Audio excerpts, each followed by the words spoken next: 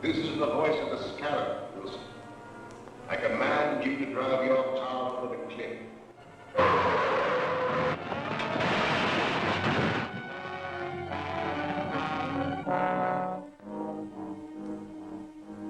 The Scarab is speaking to you, Evans. You have reached the end. You will walk to the window and step out into eternity.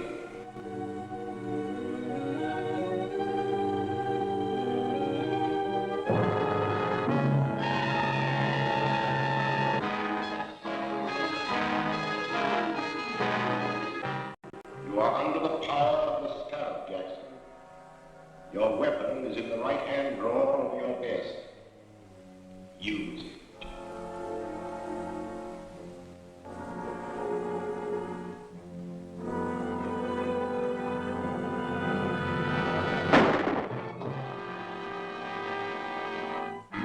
The death of Harold Jackson, well-known attorney, is another link in the chain of mysterious crimes known as the Purple Death Murders. In each case, a subtle, unknown poison has been found in the bloodstream of the dead man, and each victim clutched in his hand a jeweled scarab. The scarab, ironically, was the symbol of eternal life among the ancients. It is significant that all of the murdered men were actively or financially connected with a recent scientific expedition into the ancient Mayan ruins of Central America. The authorities are completely baffled, and the mayor has called District Attorney Grant Gardner to appear before a meeting in the office of Police Commissioner Dryden. Well, Mr. Mayor. And how are you, Commissioner? Hello, Grant. The commissioner's been alibying his failure to turn up anything in these Purple Death murders. What are your excuses, Mr. Gardner? I don't make excuses, but I do have a definite plan. And that is? I'd rather not discuss it now. You'll have to be patient. You remember the commissioner and I have cleaned up crime waves in this town before. Yes, but that mysterious Captain America did most of your work for you. If we could only contact him now. I feel certain that this new crime wave will bring him out of hiding to help us. And I hope so. We're up against a new type of scientific criminal. One that we'll never find in the usual haunts of crime.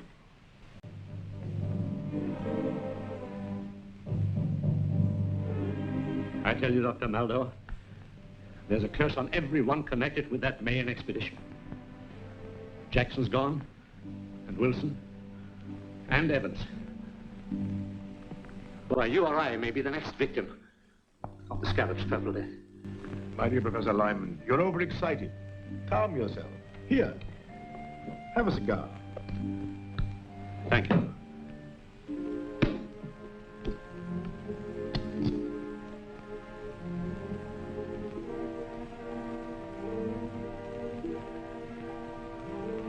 Sit down, Professor, sit down. If there is an ancient curse upon us, this Scarab who invokes it must be peculiarly mercenary. These men you have named are known to have withdrawn large sums of money from their banks just prior to their deaths. That's true. But I'm not wealthy. Ah, but the Scarab wants other things. Rare jewels, paintings, antiques. He also wants scientific secrets such as you possess. Just what do you mean? The Scarab wants the plans of the thermodynamic vibration engine which you have invented. How did you find out about my vibrator? The Scarab has his own methods of obtaining information.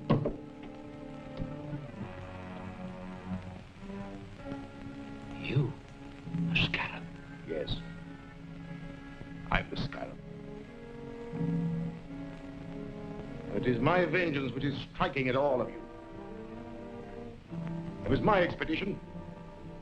I uncovered the secret information and laid the plans which made it successful. And how was I rewarded? I was made the curator of an insignificant museum, while the rest of you received the fame and wealth that should have come to me. You can't touch that phone. Sit down. For the short time you have to live, your mind is completely under my control. You must obey my commands. You are a slave of the Purple Death. Purple Death? But how? The fumes from this cigar. I want to know more about the vibrator. It is a device for harnessing light and sound waves into a powerful force which will disintegrate any known material.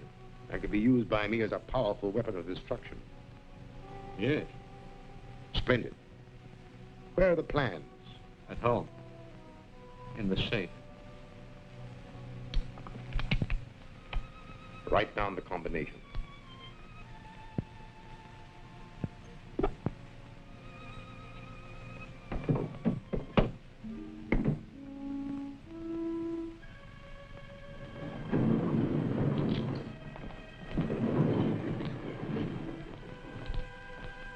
Gruber, you will take Professor Lyman out. He will obey your final instructions. Yes, sir.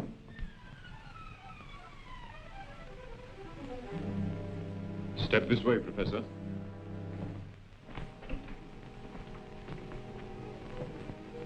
Farewell, Lyman. You'll find the plans in Lyman's safe. Here's the combination.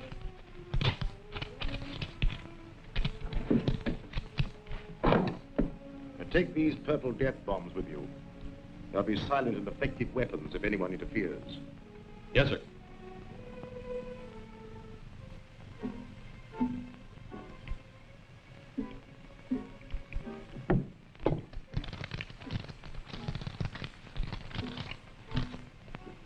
This is what we're after. Just a minute.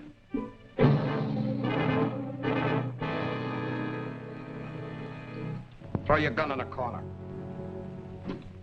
You too.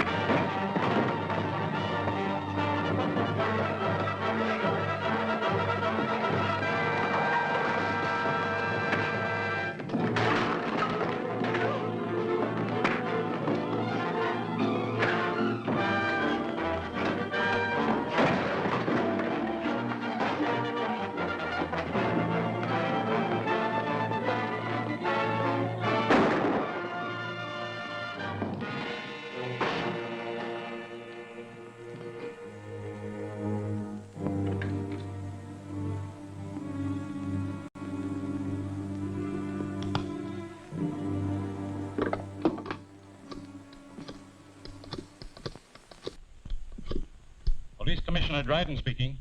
This is Captain America. What's that? Where are you? Never mind that. Professor Lyman's life is in danger. Professor Lyman is dead. He stepped off a curb in front of a truck. Another Purple Death accident. Well, at least I've accounted for one of the gang. You'll find his body at Professor Lyman's house. That's all.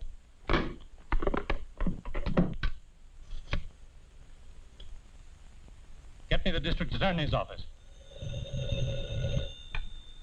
Office of the District Attorney, Gail Richards speaking. Let me speak to the DA. Mr. Gardner isn't here now, Commissioner, but I expect to hear from him shortly. Well, tell him that Captain America's on the job. He just killed one of the Purple Death murderers. I'll tell him.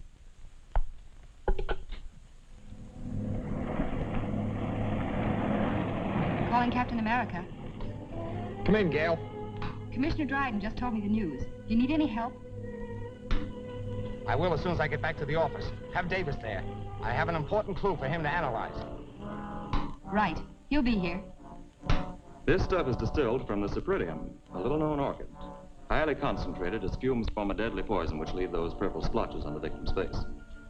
Careful, don't drop it. Is it that dangerous? It surely is. One whiff is enough. Do florists have this cypripedium plant? A few might. It's very rare. Fine. We'll trick the guilty one into showing his hand. Gail, you and I will visit the dealers in rare flowers in the morning. I'm Gail Richards from the District Attorney's office. Yes, Miss Richards. We're trying to identify the plant from which this liquid was extracted. It may help in a criminal investigation.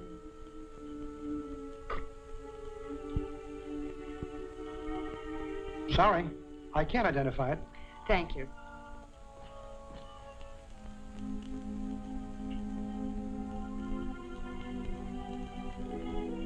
No, I don't recognize it. Thank you very much.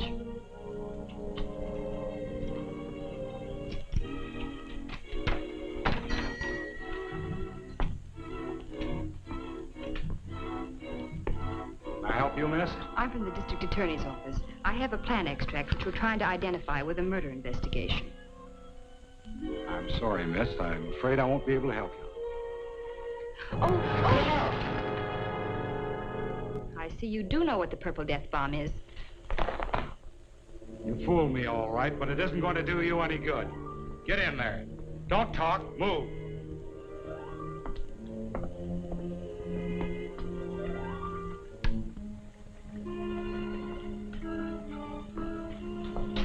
Well, this dame's wise to our setup.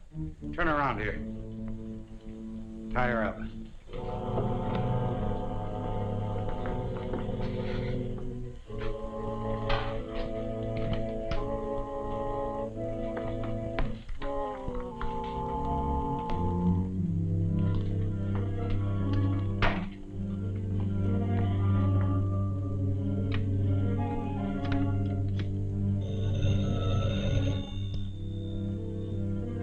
Yes, speaking. The girl from the district attorney's office just came in. She had one of our Purple Death bombs and tricked me into showing my hand. What'll I do with her? You have plenty of the extract? Use it.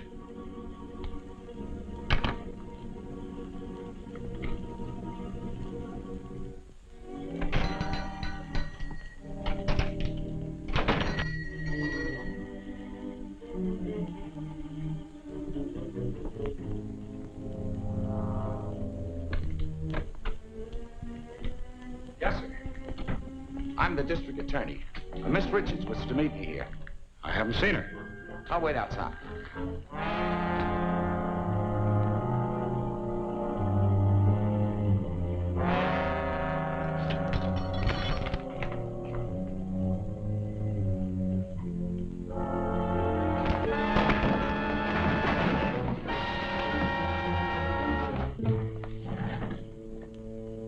Take me to Miss Richards.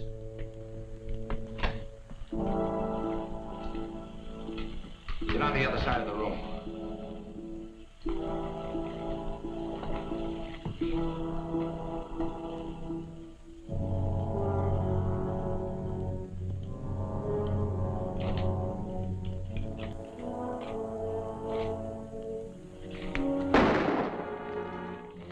This contains the Purple Death. Drop that gun or we'll all die.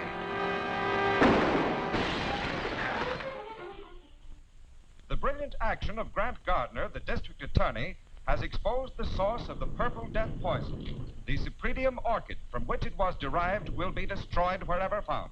Mr. Gardner is conducting a searching investigation into the affairs and acquaintances of Professor Lyman, latest victim of the poison. I've just come from the district attorney's office.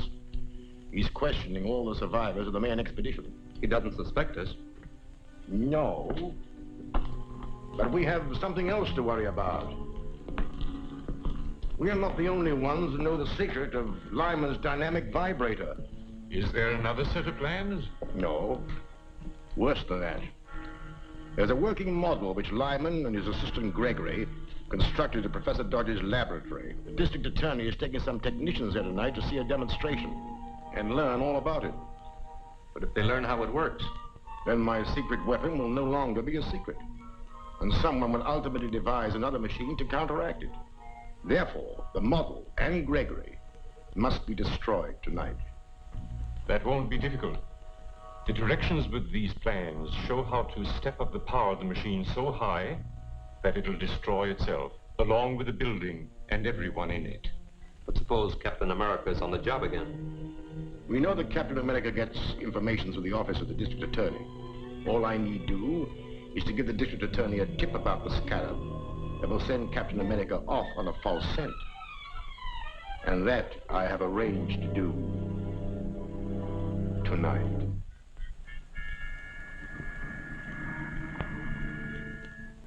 This is Eddie, Mr. Gardner. I've got a hot tip on those Purple Death killings. Can you come over? I'm afraid to leave here. Where are you? A 204 in the arcade rooming house. All right, I'll be right over. What's he got? A tip on the Scarab. I'll have to see him. I don't like it, Grant. It might be a trap. Don't worry. I'll be careful. I'll phone Gregory that you're bringing the technical men. Go ahead with the demonstration, and I'll be there as soon as I've seen Eddie.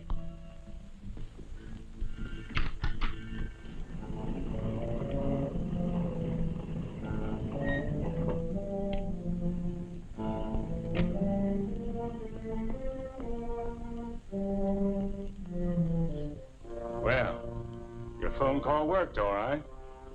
Here comes Captain America. But I phoned the DA. That's right.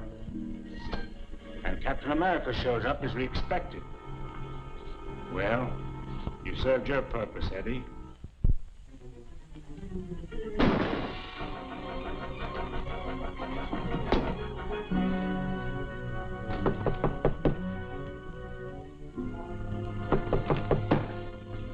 Come in.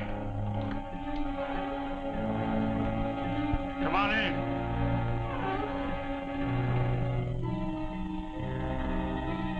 Come on in.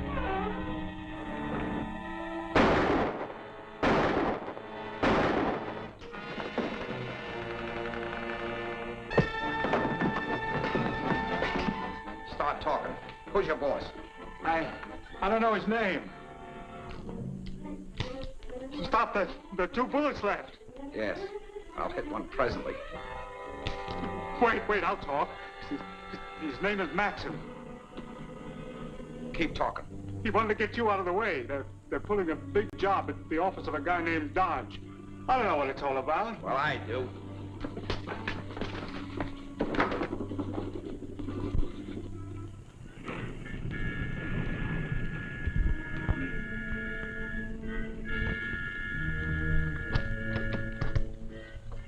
Good evening, Mr. Gregory. Good evening, Miss Richards.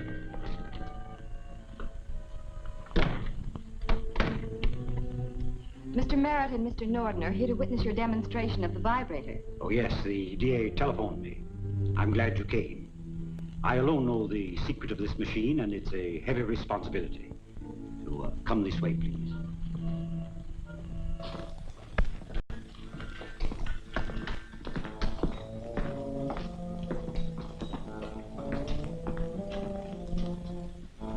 First, I'll show you how the machine works, and then I'll explain its construction.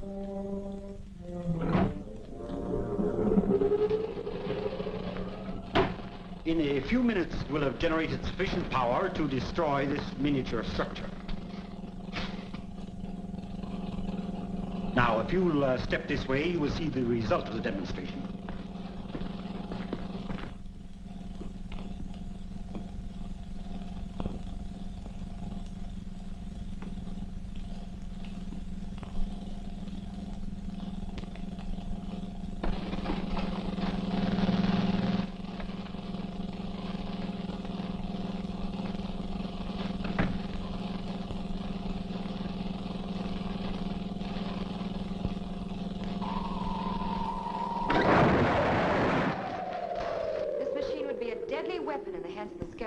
That's true. And when the plans were stolen from Professor Lyman, they contained instructions for stepping up the machine's power to 100 million volts. A force that would shatter a 20-story building like an eggshell. Gregory's right, gentlemen. We have directions here, and we'll give you a demonstration of what this machine can do to this building. Now, the first one who starts anything gets it. Set the control panel. You can't get away with this. Now, get into the other room, all of you.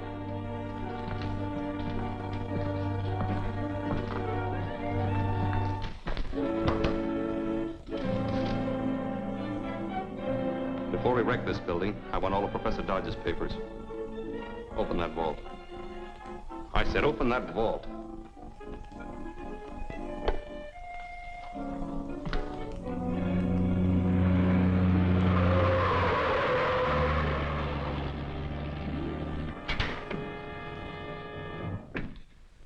Get him.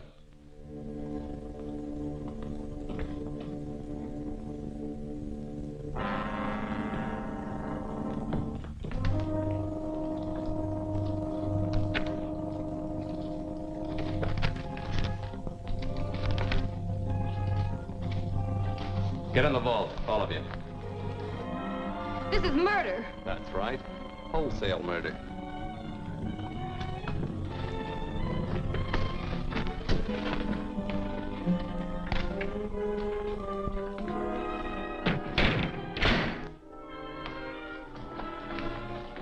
All set. Start it up. I'll get the car ready for our getaway. Now, don't leave until you're sure the machine is running okay.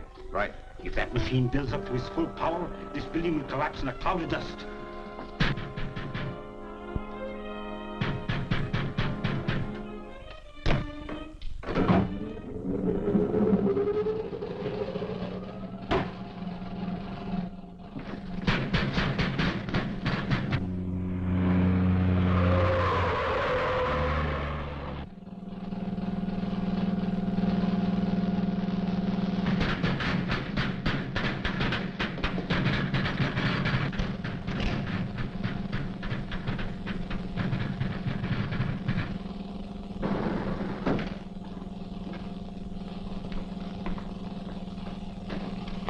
Hold it.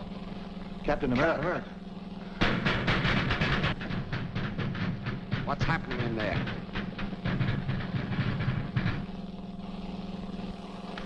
Get over there.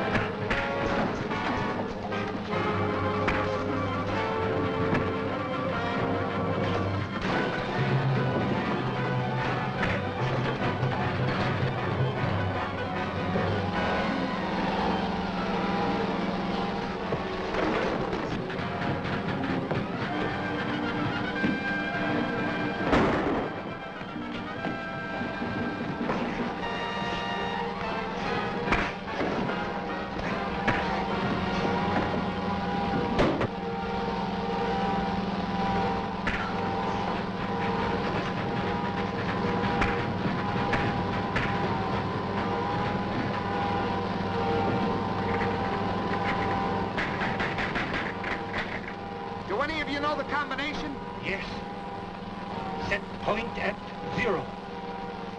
Left to 17. Right to 61.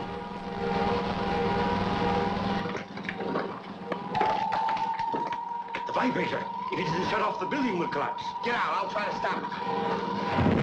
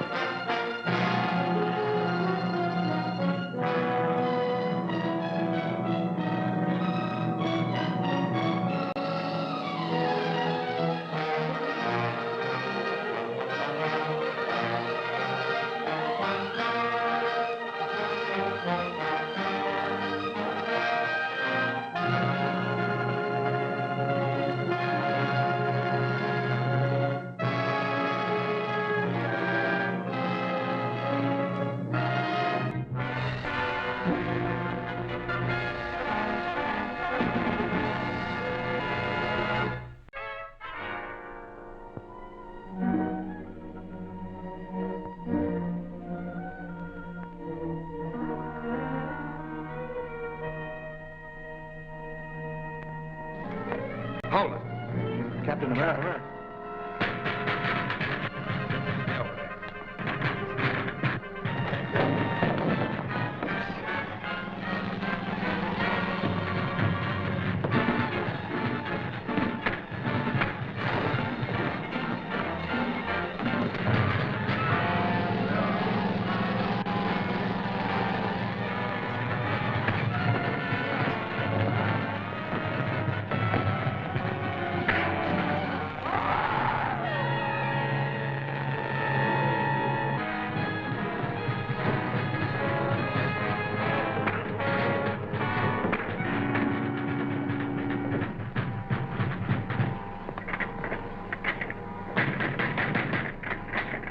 Do any of you know the combination? Yes.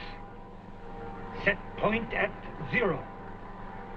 Left to 17. Right to 61.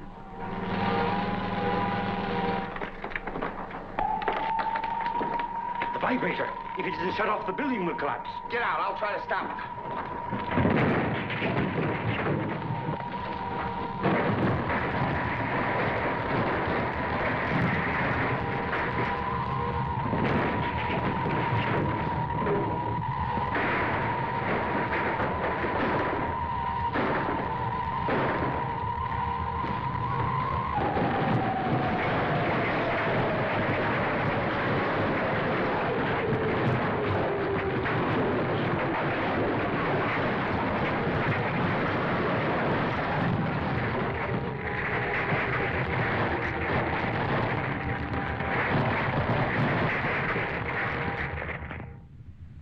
Finest buildings destroyed. Many lives would have been lost if Captain America hadn't appeared. I'm not trying to discount Captain America's help, Mr. Mayor.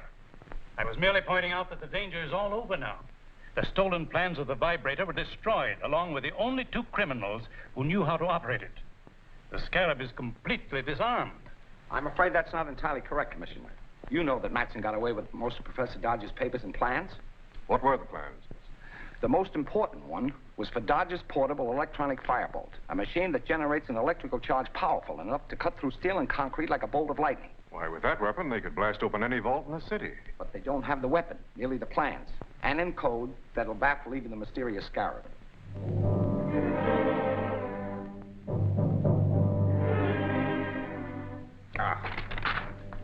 We're getting nowhere. Professor Dodge is clever. The plans are impossible to decode. We've got to decode. With the electronic firebolt, all the wealth and art treasures of the world will be mine. Well, since we can't break the code, I shall have to persuade Professor Dodge to do it for us. But Dodge is under police protection. The authorities are the only ones who know where he is. They won't stop me. I'll get that information from the DA's most trusted assistant, Miss Gail Richards.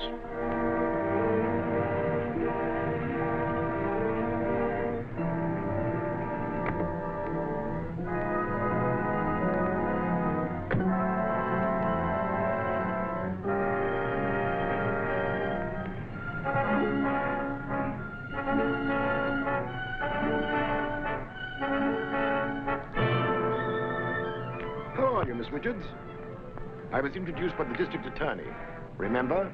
Of course, you're Dr. Maldor. What's the matter, Miss Richards? Your ring. It's sharp. It scratched me. For a purpose, Miss Richards.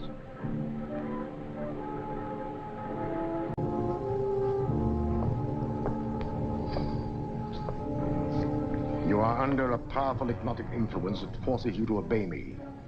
I will obey. Where are they keeping Professor Dodge?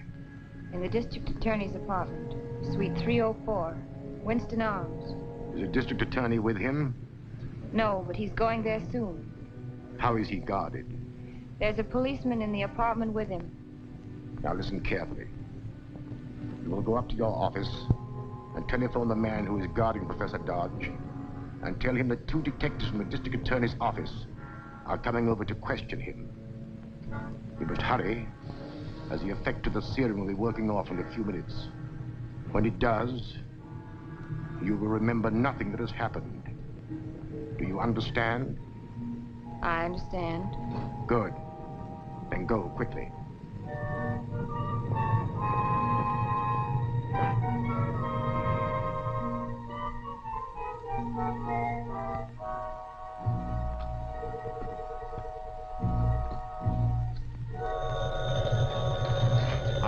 Professor Dodge. Hello, Clancy speaking. Hello, Clancy. This is Gail. 2 of the DA's men are coming over to question Professor Dodge. All right, Miss Richards. I'll let them in. Thanks, Clancy.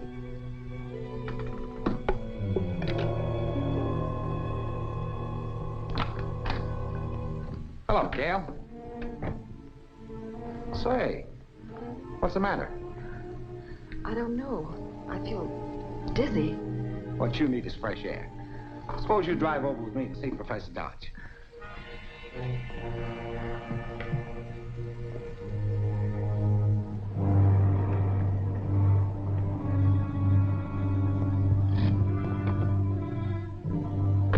I won't be long.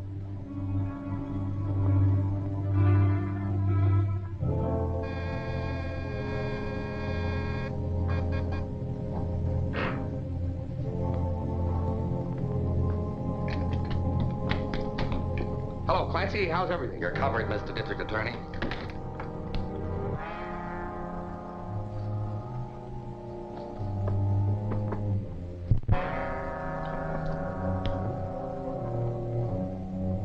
This is curtains for you. They hang men in this state for murder. This won't be murder. You're going to commit suicide with your own gun. You just couldn't stand the disgrace of your constant failures. And the kidnapping of Professor Dodge was the last straw.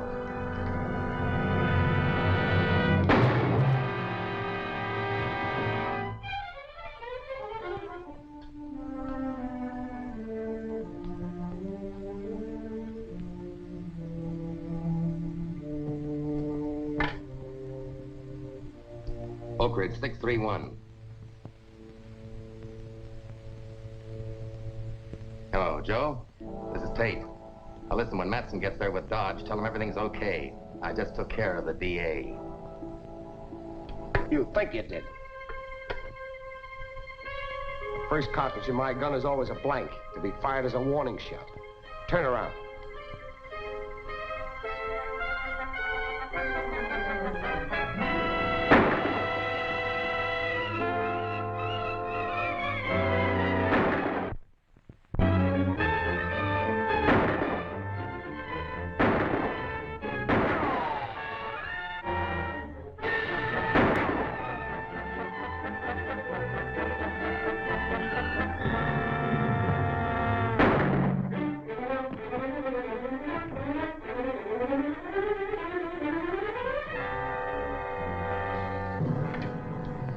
This is the district attorney.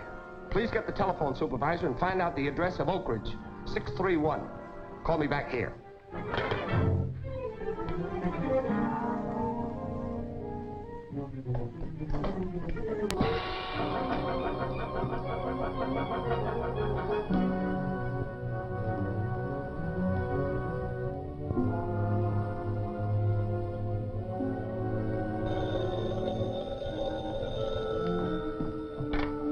Yes? Watson Feed Barn, Glenmore Road. Thanks.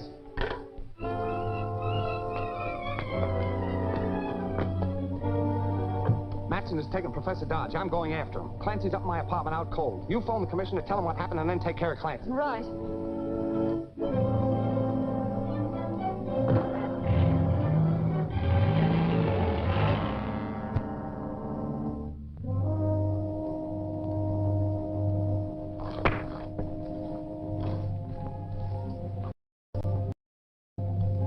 Better change your mind and tell us the code key to these plans. No.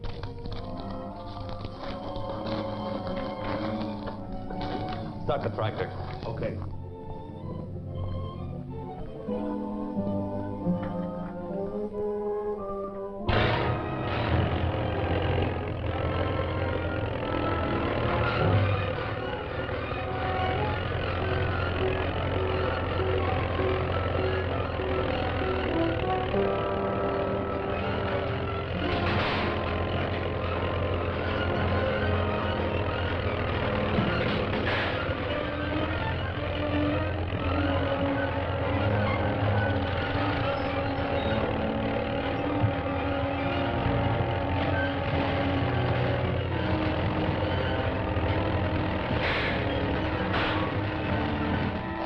Gale.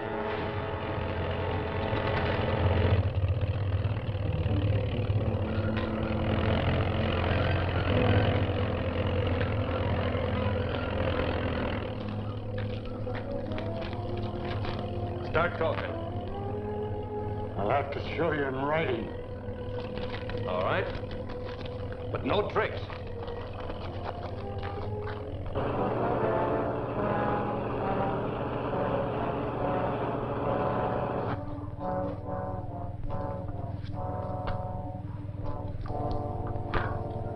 Go ahead. All the specifications are in letters instead of numbers. Code is based on the 10-letter word Davenport's.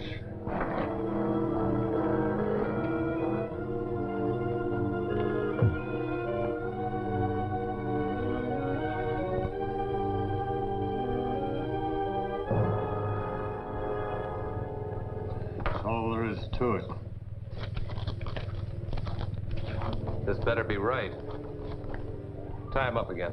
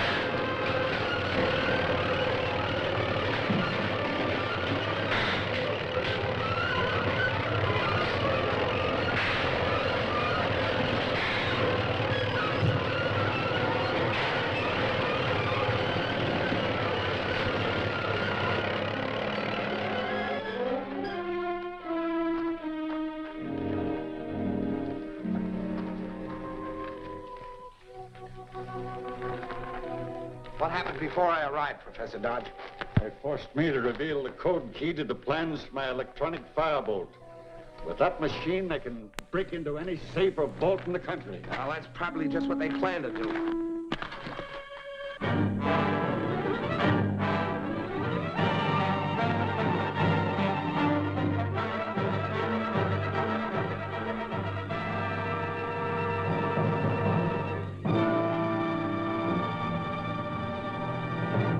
Using some mysterious device which burns through steel and concrete, thieves last night broke into the Hammond Art Galleries. Many of the world's most priceless paintings, old masters, irreplaceable originals were removed.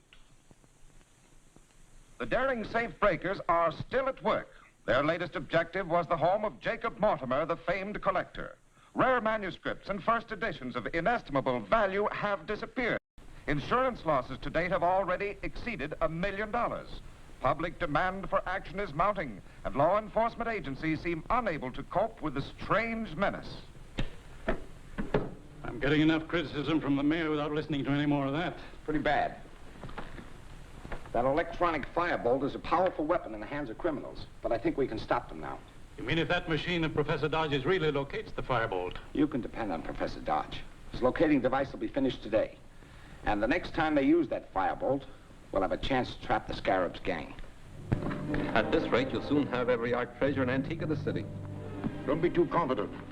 The district attorney is no fool, and Professor Dodge is a very competent scientist. They haven't stopped us yet. No. But I must learn what their plans are. You're going at once to find out what's happening at the district attorney's apartment in the Winston Arms.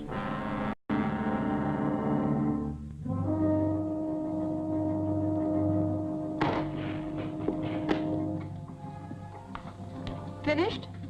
All except the installation of the Thyatron tubes, which must be fitted by the skilled technicians of the Munson laboratories. And as a precaution, Mr. Gardner wanted to take the control unit to the laboratories himself. I'll tell him it's ready. Get me the district attorney.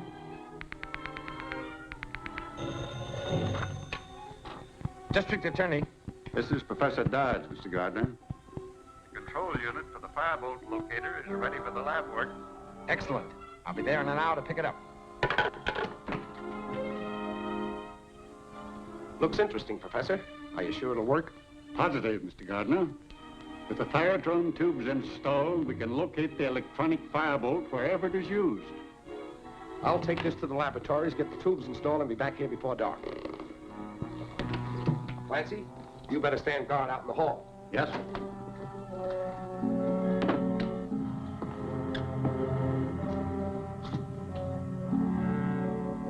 Someone's tampering with Grant's car.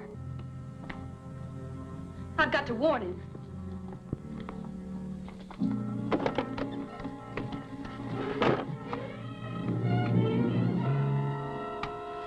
H.I. M.A. calling H.I. Come in, M.A. The job's finished. The stuff will make his motor heat up. And as soon as it hits the boiling point, the car will explode like a bomb. Here he comes.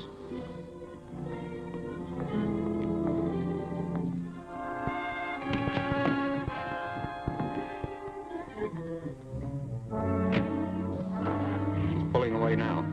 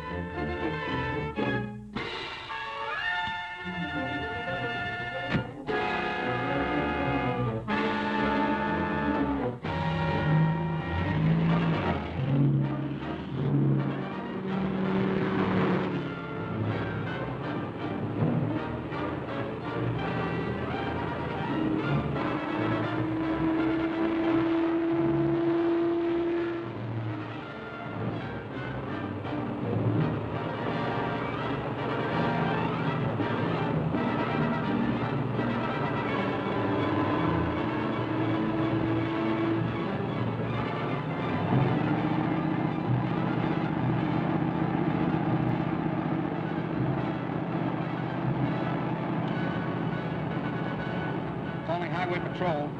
District Attorney speaking. I'm traveling north on Route 50. License 8K5047. Notify all police in vicinity to stop and detain occupant of station wagon trailing me. District Attorney, license number 8K5047. Traveling north, trailed by station wagon. Got it.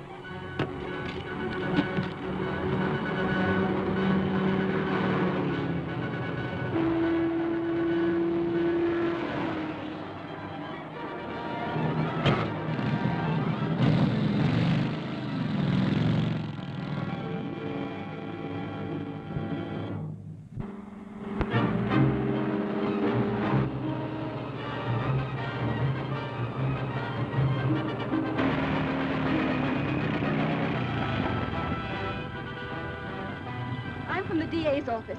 Here are my credentials. I'm trying to overtake the DA. Someone's tampered with his car. I'll phone headquarters to flash him a radio warning.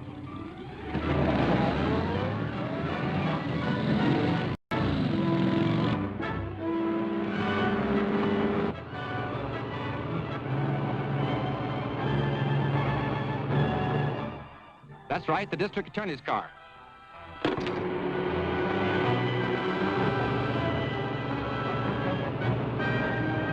Highway Patrol, calling District Attorney Gardner. Urgent. Come in, please. Gardner speaking. What's wrong? Examine your car for trouble. It's been tampered with. Thanks, I'll check it.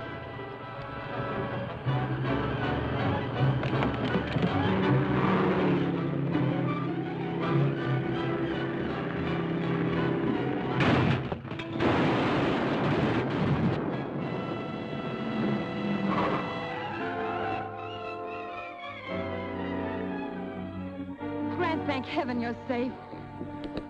So is the control unit for Professor Dodge's locating device. The Scarab won't know that. I'll prepare a headline that'll convince him it's still safe to use the firebolt. Let's go. Mystery car explosion injures DA. Scientist locating device unit destroyed.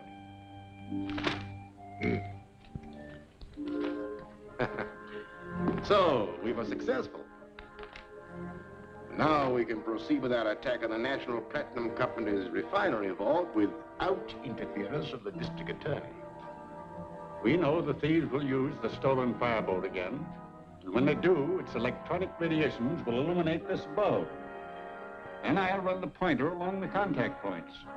When I make a contact on the area where the firebolt is working, that light will start flashing. Look, the electronic firebolt is being used somewhere. Now's our chance to locate it.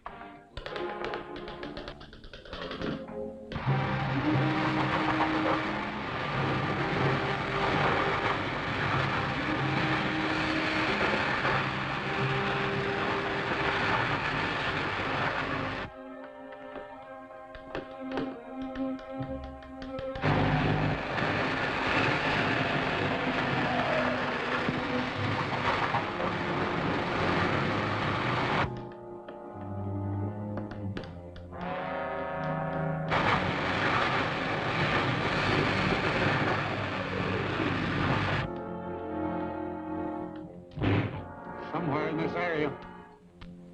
Corner of Hudson and Belvedere. Thanks, Professor. That's all I need to know. Mr. Gardner's a brave man, but I'd feel much happier if Captain America were with him.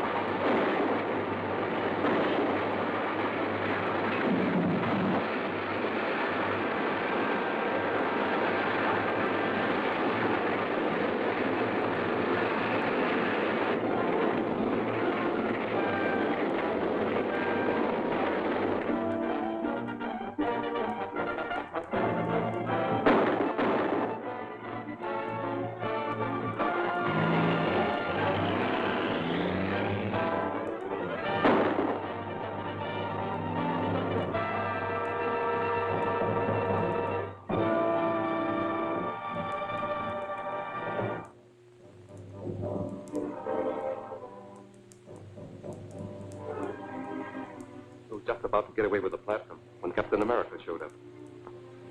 Then you lost the firebolt. Yes, and the robot control truck, too. Losing the firebolt is not serious. Since Dodge perfected his locator, it would have been dangerous to use it again. But we must recover that truck at any cost. It would take months to duplicate its robot control and television unit. Let's see where they've taken it.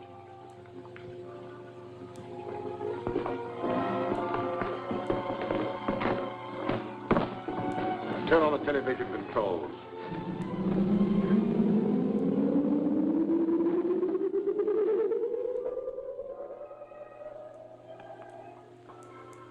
Those policemen would follow if we took it now. We must wait until they are removed. Stay here and keep your eye on it day and night. Government Museum, Dr. Maldor speaking. This is Grant Gardner, Doctor. Sorry to call you so late, but something important has just come up. Yes? I just received a phone call from the attorney of the late Professor Lyman. He's reading the will in the morning. Since you and Professor Dodge are beneficiaries, he wants you both to be there. I'll be glad to attend. What time is the meeting? 10 o'clock in the morning at the Lyman residence.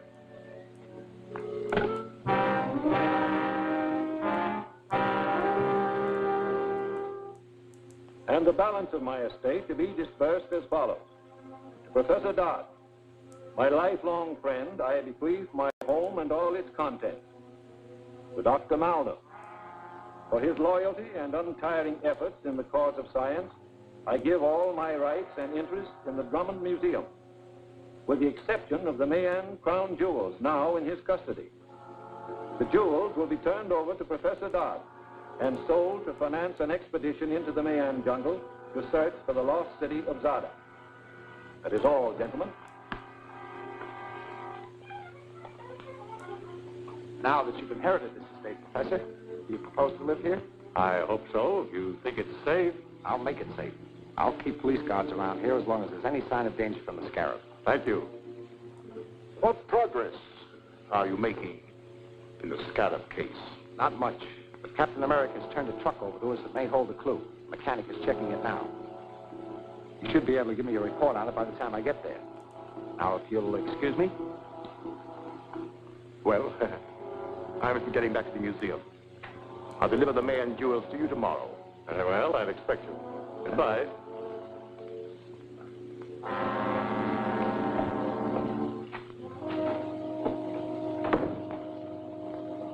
What happened? Oh, they treated me as they always have. Lyman willed me his interest in the museum, which I already control. His only possession of any real value, the Mayan jewels, must be handed over to Professor Dodge tomorrow.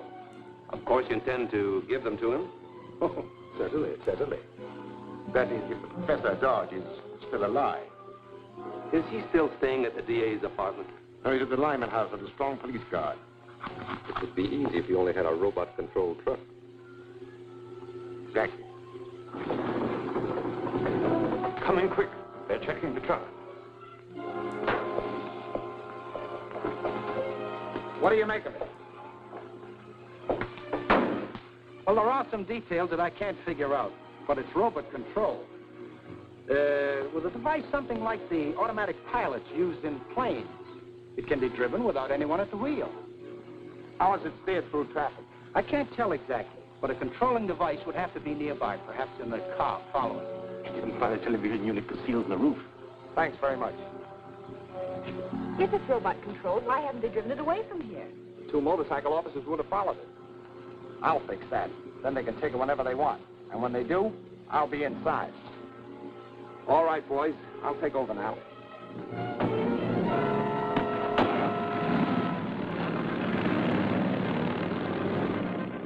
Better stand by the office just in case I need you. The second that door closes on Mr. Gardner, be ready to take control of the truck. All set. Good. Take her away.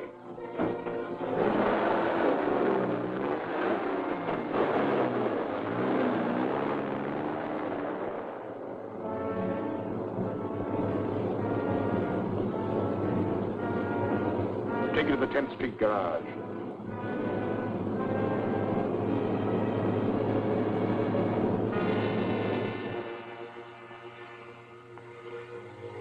H1 calling B10. H1 calling B10. B10, come in. The robot truck is on the way to you. Be ready for it. We're set. Get set for the district attorney, too. He's in the middle compartment. The Scarab wants him alive. Alive, get it?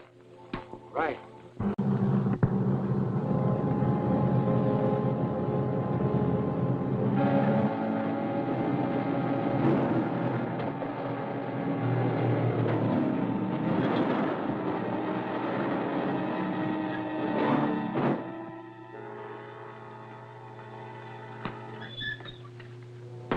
Come out, Mr. DA. We've been expecting you. I see.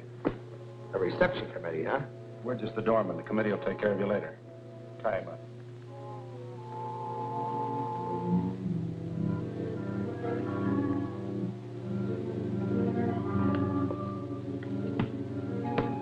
B10, calling H1. Go ahead, B10. Everything's okay. Yes, I know. We're watching you. Now put a load of explosives in the truck. We're going to crash it into Lyman's house and finish off Professor Dodge. What'll I do with the DA? Keep him there. The Scarab will attend to him personally. Right. We'll put enough explosives in to blow Dodge and the house clear off the map.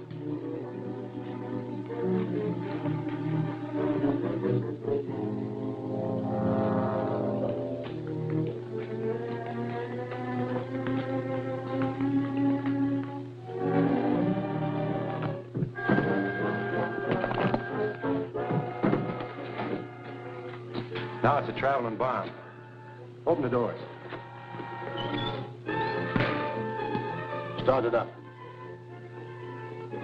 Professor Dodge is going to have an unexpected visitor.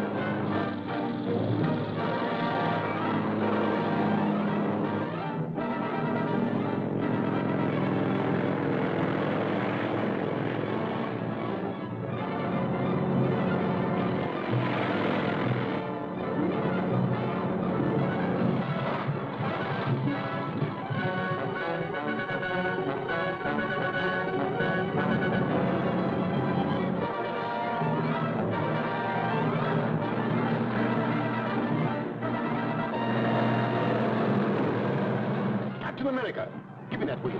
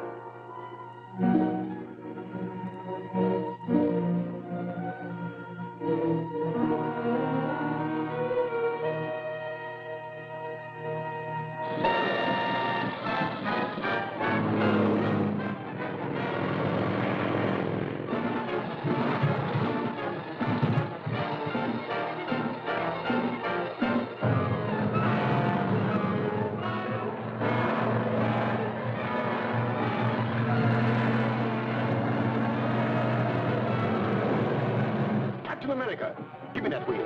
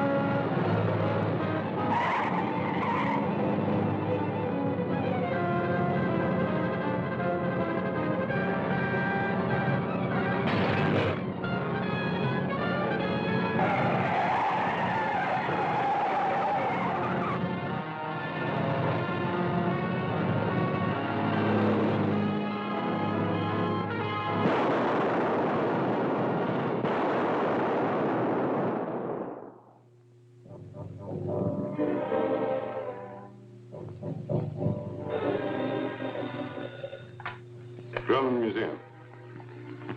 Just a moment, please. Professor Dodge. Oh. Hello, Dodge. I've just decided to go to South America with the Fletcher expedition. We're leaving tomorrow on the Hermosa. I can't stand being under the constant threat of death from the Scarab. Yes, I know. I read the papers. You've been through a terrible ordeal. Is there anything I can do? Yes, my ship sails at 4 in the afternoon. Could you bring me the Mayan crown jewels in time for me to turn them over to my dealer? Certainly. I'll be there in good time. Is there anything else? No, thank you. The district attorney is attending to all the arrangements. He's keeping a police guard here until I leave and furnishing an escort to the pier. Fine. I'll see you tomorrow.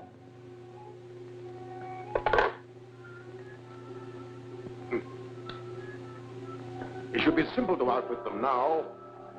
Matson? This is an assignment for Agent M32. Have him make a reservation on the Hermosa and instruct the steamship line to call for his trunk at his rooming house.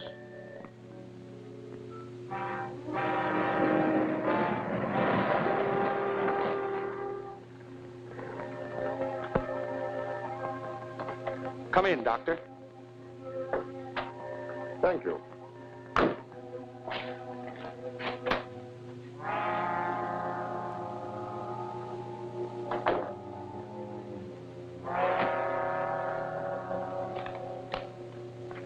Here is a list of the jewels.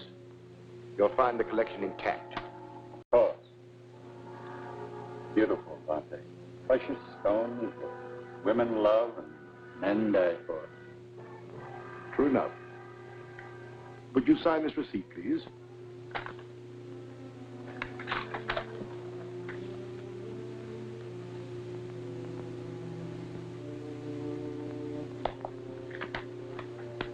Thank you. I hope your trip will make you forget the horrible experiences you've had. I'm sure it will. Perhaps by the time you return, the district attorney will have caught the Scarab. I'll keep trying.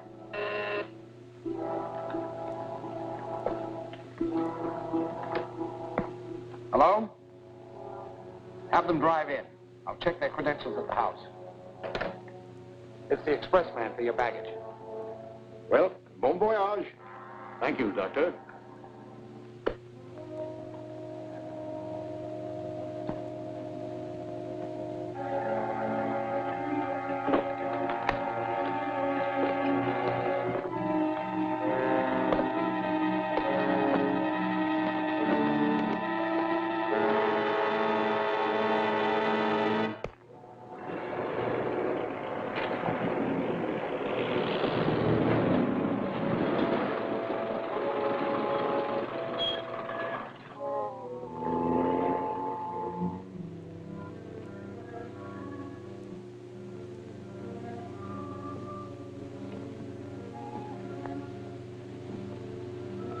All right, men. The baggage is in the hall. All right.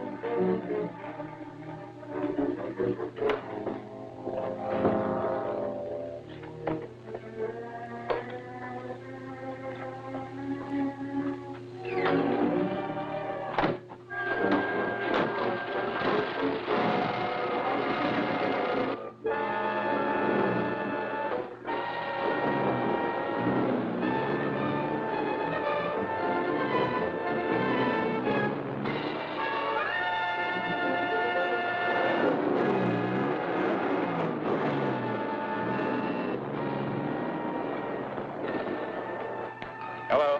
Sergeant, Professor Dodge has been murdered. Murdered? Pull that baggage truck till we check on it. Too late. It pulled out and headed north. Have your men search every inch of the house and grounds. I'm going after that truck. Search the ground.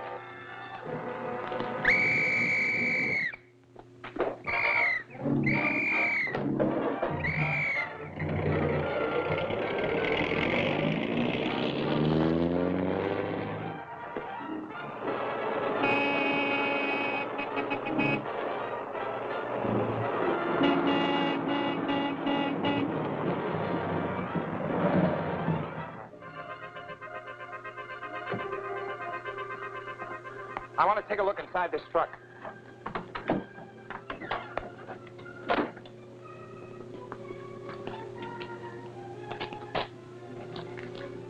How'd that trunk get open?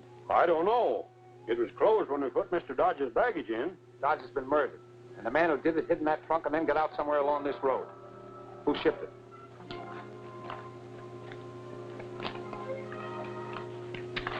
There you are. John Taylor, 721 West Avenue. But he checked out and was just leaving when we made the pickup. Naturally, he would. You finish your route, then bring that trunk to my office. It'll be checked for fingerprints.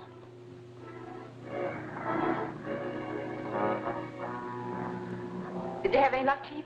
Yes. Get me the police commissioner immediately. The fingerprints on the trunk identified Taylor as Lefty Harper, a criminal with a long police record. I'm going to start a search for him. Hello? Oh, hello, Commissioner.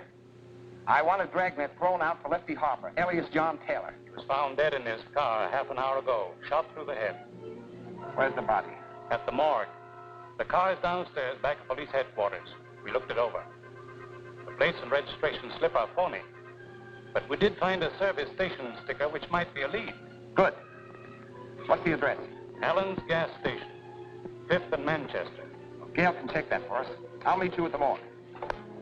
Yeah, I serviced that car and delivered it around the corner to the Fiber Box Company. Thank you. I'll go there. Taylor worked here a week or two and then quit. That's all I can tell you. I see. May I use your telephone? Sure.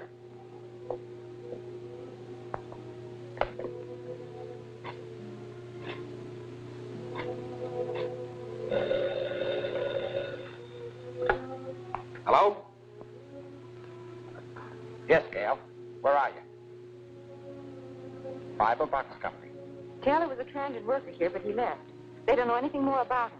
That's what they say. We're dealing with clever criminals. Now, let's try something like... Let me jot that address down.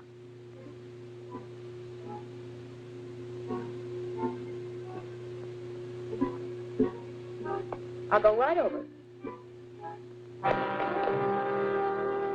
Thank you.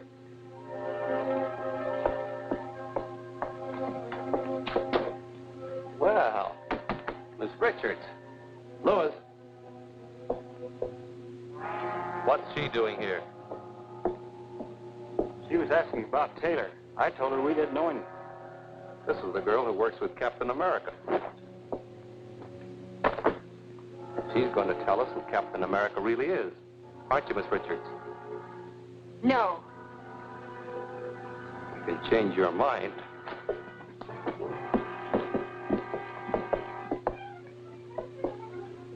Show her how that paper cutter works.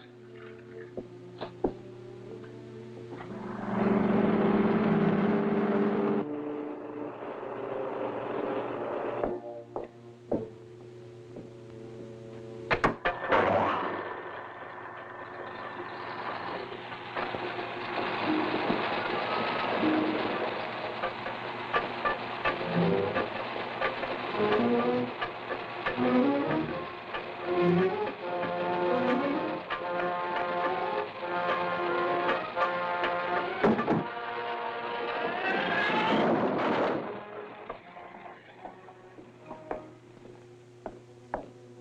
works just like a guillotine. Ready to talk? No. She'll change her mind when that blade starts down towards her neck. Tie her up.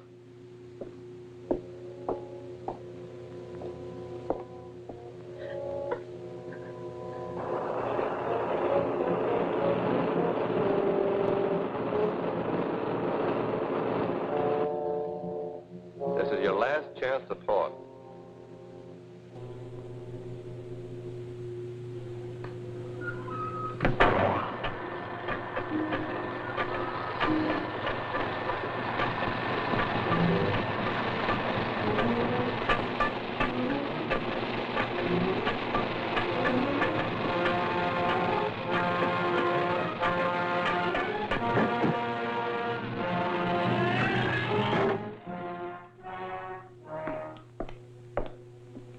She's got more nerve than I figured.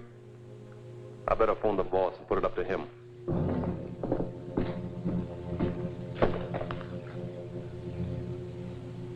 Louis, who used this phone last? The girl. She left the connection open so they could hear us. We've got to get her away fast. Halt! Captain America.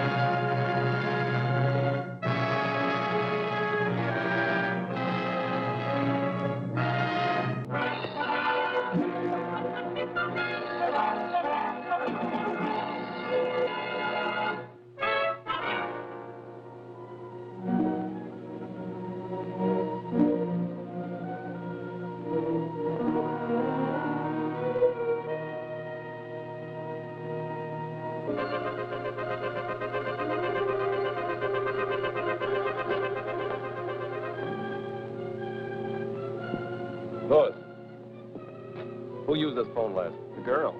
She left the connection open so they could hear us. We've got to get her away fast. Halt! Captain America.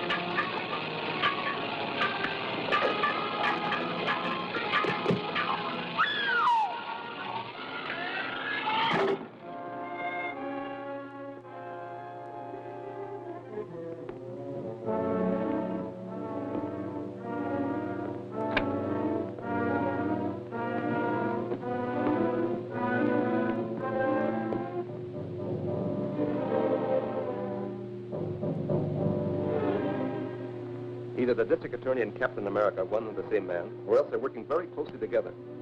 The girl called the DA's office and left the phone open so they could listen to us. Then Captain America arrived. Well, we will find out about Captain America in due time. Now we must get ready for the next move. The next move? Yes, against Henley, the petroleum magnate. He also was a member of the Mayan expedition which discredited me. I've sent him an extortion note, which he's sure to take to the district attorney. And we must learn what the DA intends to do about it.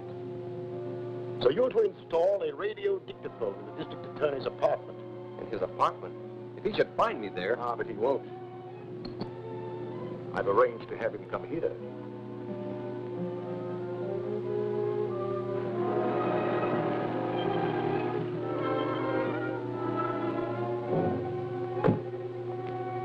Shine, sir? Not today.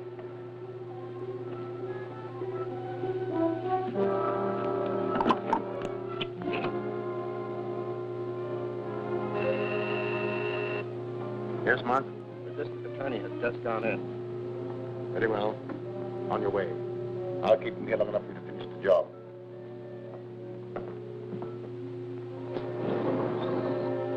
In the library. Come in. Hello, Doctor. How are you, Mr. Gardner?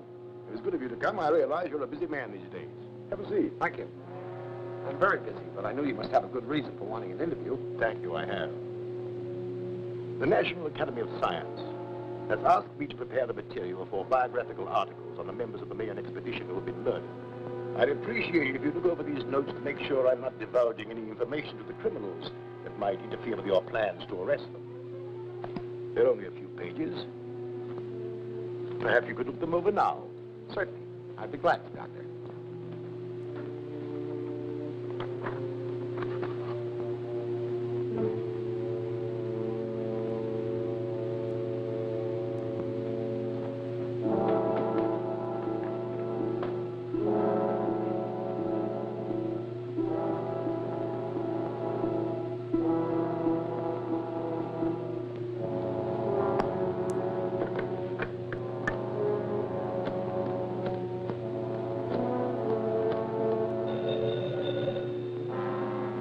Yes?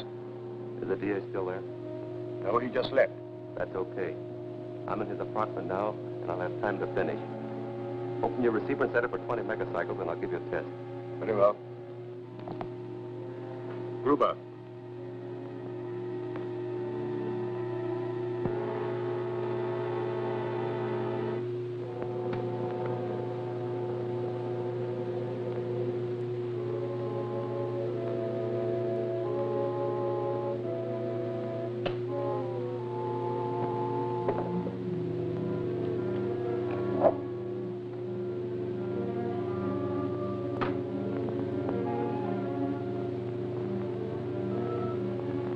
Calling H1. M3 calling H1.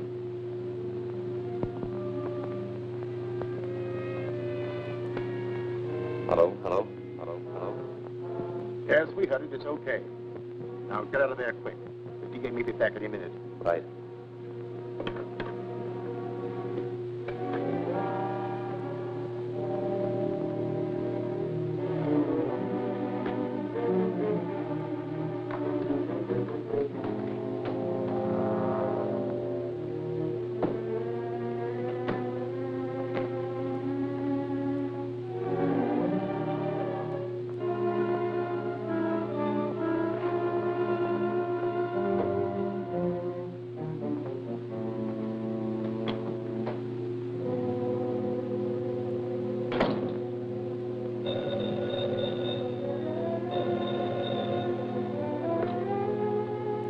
Hello?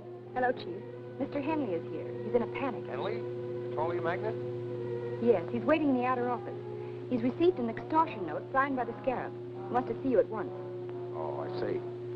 All right, Gail, get a police escort and bring Mr. Henley here. When did he arrive? About 10 minutes ago. I've been trying to get you, but your line was busy. What? What's that? I said I tried to get you, but your line was busy. All right. I'll expect you in about 15 minutes. Very good. When Henley arrives, we know exactly what they propose to do. Now, Mr. Henley, what is this about an extortion note? They mean business, Gardner. Something's got to be done quickly. Henley, if you value your life, you will obey the following instructions implicitly. Draw $100,000 in currency from your bank and return home with it. Wait there for a telephone message instructing you as to the exact time and place when the money is to be left. Scarab.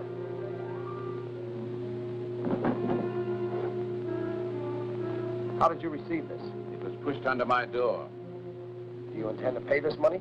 Of course I intend to pay. It's my life I'm buying. I consider it worth the price. I'll consent on one condition. You are to remain on the police guard, and Miss Richards will deliver the money. That's satisfactory. Will you try and capture the extortionists when they come for the money? That won't be necessary. We have a specially constructed carrying case for just such an occasion as this. It has a secret compartment containing a radioactive cell, which keeps sending out a signal. By means of triangulation, we can locate the case wherever it is taken. Perhaps to the headquarters of the Scarab himself. I'll take care of the mechanical spy. We'll take every precaution to protect you. But remember, we're probably dealing with a homicidal maniac. You call me at my office as soon as you learn where the money is to be delivered. I will. We'll walk you to the elevator. Now the homicidal maniac will plan a counterattack. Bye. Good luck. Thank you.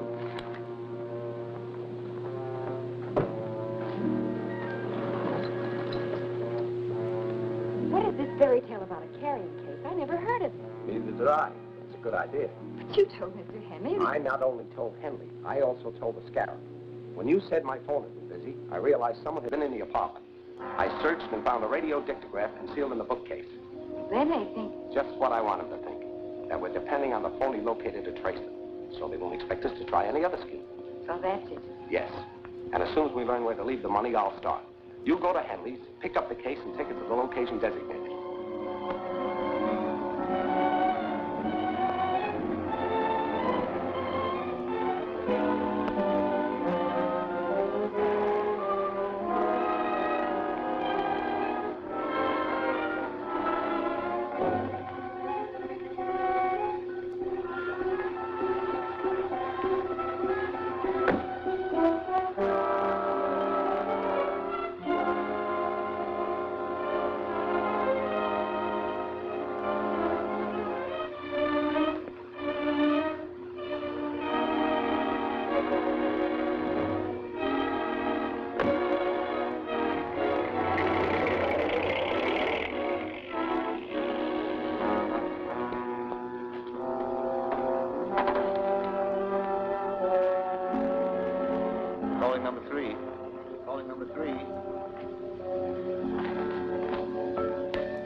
Okay, come in.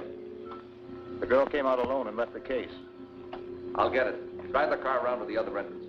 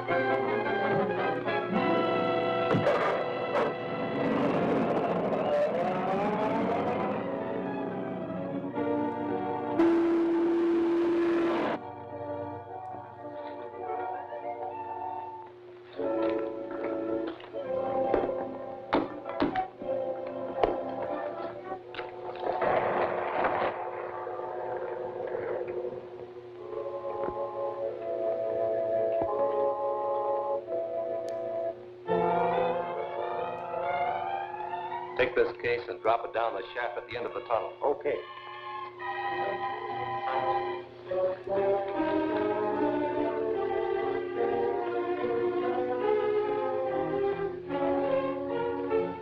Get your hands up, Matson.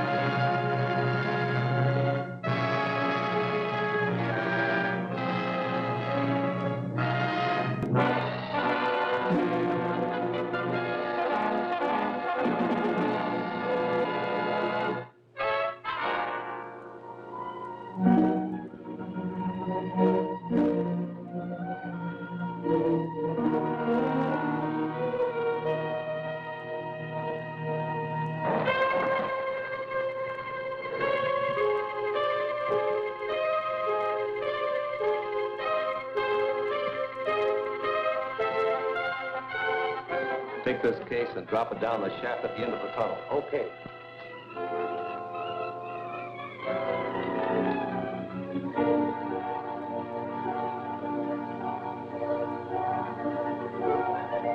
Get your hands up, Matson.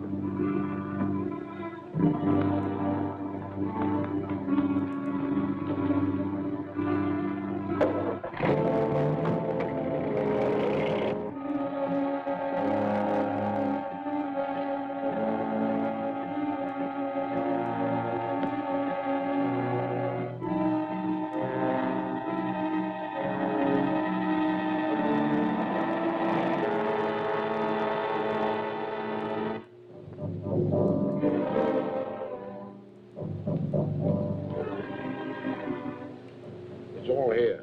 Yeah. I took it right from under Captain America's nose and finished him off at the same time. You should have gone down the shaft to make certain. Anyhow, we got the money and outsmarted the district attorney. Perhaps. Ruth is checking now. We're right. The money is hot. District attorney tricks Scarab. Extortion money useless. The district attorney's office has just announced that the extortion money delivered by J.C. Henley, wealthy oil man, to the criminal gang headed by the Scarab is useless to them. The serial number on every bill was listed. Banks and business houses have been notified to keep a sharp lookout and phone the police at once should any of the money be presented. A list of the serial numbers will be found on page 3. In my last note to Henley, I warned him he would suffer if he failed to obey my instructions. Now I shall demonstrate to him what it means to disobey the Scarab. Matson, proceed with our original plan. Yes, sir. How soon can you be ready to strike? By tonight.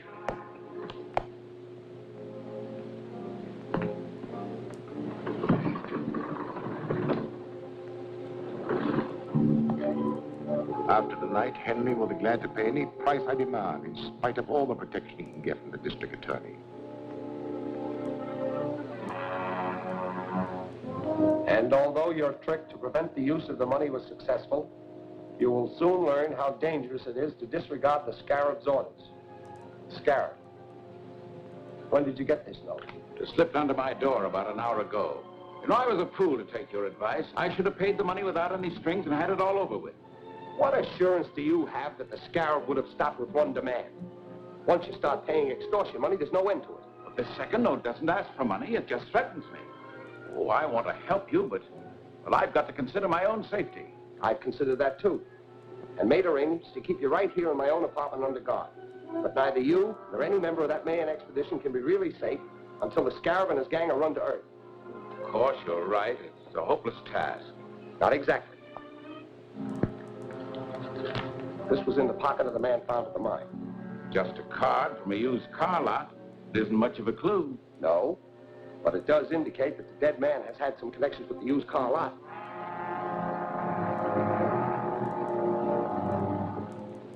You the manager?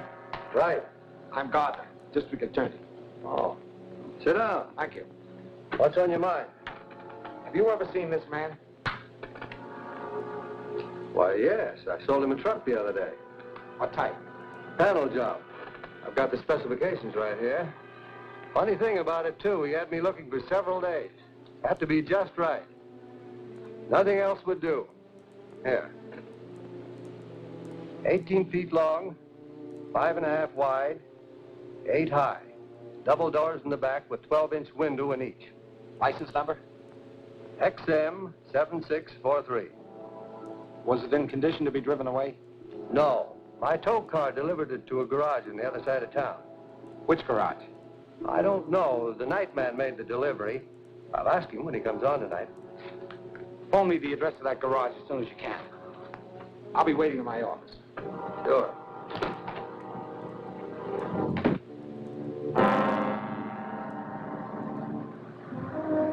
So far, the only clue we have is the license number. Now, Hello? Just a moment. It's for you, Chief. Hello? Hello, Mr. Gardner. I have the information you want. It's Martin's garage on 5th Street. That's right. Martin's garage.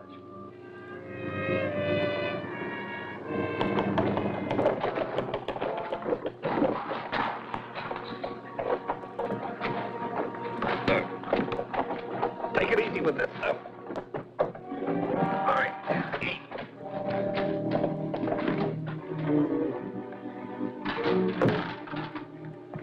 This sure looks like one of the real company trucks. Yeah, good job. That's exactly like the one used at Henley's plant. Hurry up. I'm supposed to be on my way to the oil plant now. Hey, what about Barton? He's getting the blueprints. I'll pick him up on the way. Slide that door back, will you?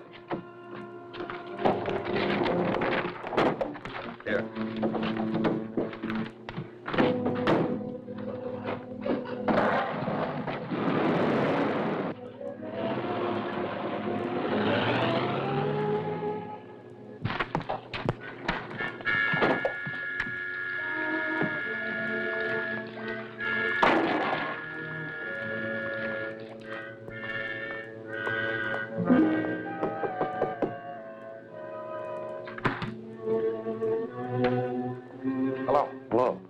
What can I do for you? I'm the district attorney. I'm looking for a large panel truck. Well, we don't sell trucks. We only fix them. You misunderstand me. The large panel truck was towed in here the other day for repairs. The license number is XM7643. Oh, yeah. It needed a new motor, and we didn't have any, so we turned down the job. The owner took it someplace else. You don't know where it was taken, do you? No, I don't. And you didn't do anything at all to it? No, not a thing. You don't mind if I look around, do you? Oh, go ahead. Help yourself. Thanks.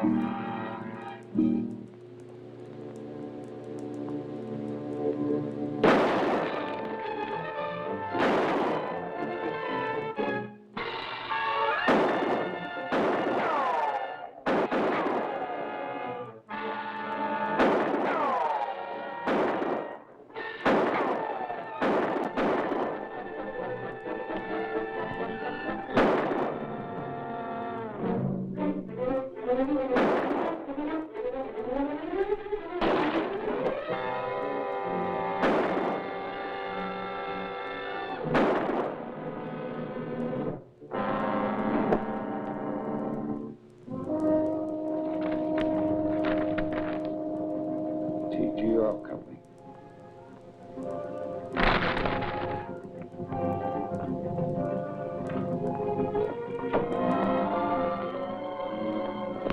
Get inside. Phone for some of our men. Check the place carefully. Is the truck in there? No, but they stenciled it with the name of Henley's Technigas Oil Company, so they must be planning to attack his plant. I've got to get out there right away.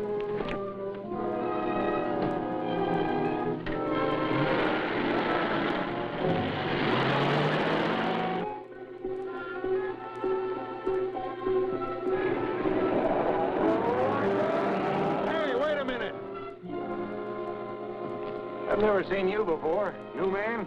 Yeah. I'll have to see your pass.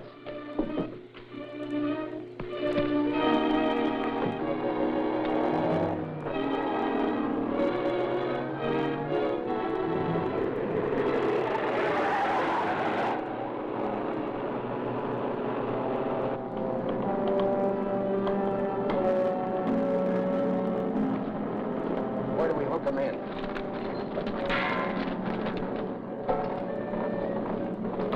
Connected into this pipe. The nitro gas will feed through these pipes into every building in the plant.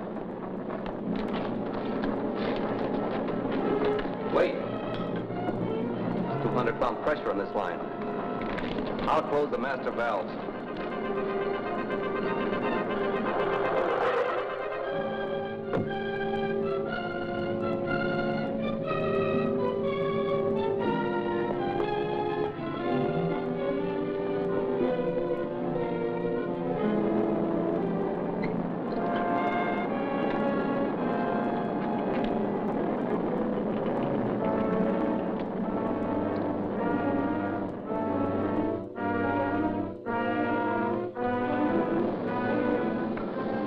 Turn up the fire at full blast.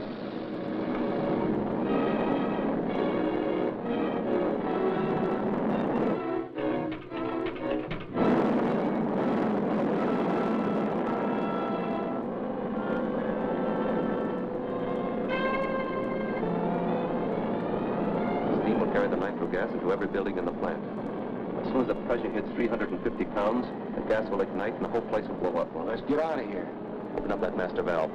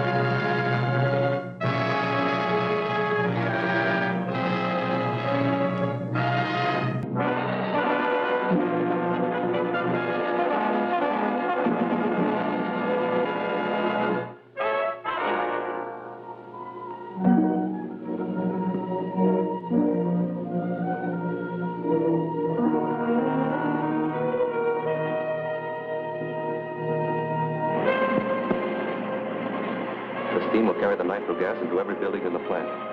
As soon as the pressure hits 350 pounds, the gas will ignite and the whole place will blow up. Well, let's get out of here. Open up that master valve.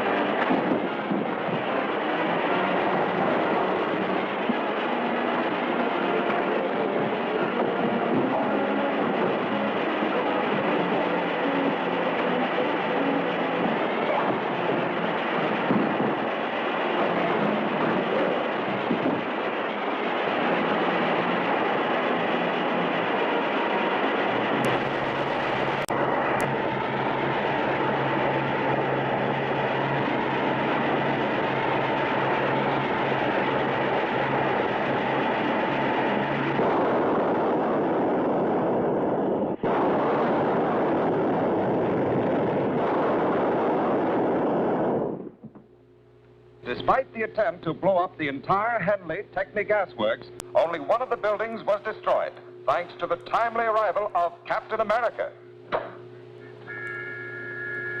You should be proud of yourself. Captain America has made a fool of you on every job you attempt. We did our best. But Henley must have disobeyed your orders and squealed to the DA. Yes, Mr. Henley has consistently ignored my warnings. But I'm not beaten yet. This defeat cannot go unchallenged, or none of the remaining members of the expedition will fear the Scarab. What will you do? Eliminate Henley right under the district attorney's nose. Impossible. Henley's kept under close guard in the DA's apartment. There is no chance of even getting near him. We don't have to be near him. Thanks to a weapon devised by the ancient Mayan warriors. You mean the Sangari blowgun? Exactly. Our native Mayan agent, Zula, is an excellent marksman with a blowgun. We will post him where he will have an unobstructed view to the entrance of the district attorney's apartment.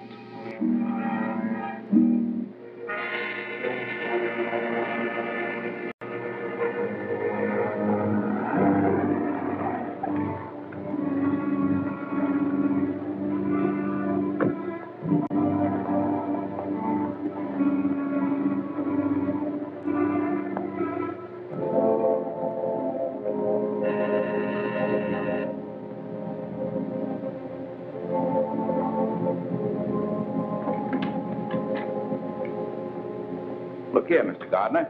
I've had about enough of this confinement. Your life is still in danger. You're here for your own safety. Oh, hang the safety. I'm neglecting important business. I'll accept full responsibility in case of further trouble, but you must permit me to go to my office. Very well, Mr. Henley. Only I insist that my men accompany you. Thanks. I'll be only too glad to have them. Clancy, you stay here. Yes, sir.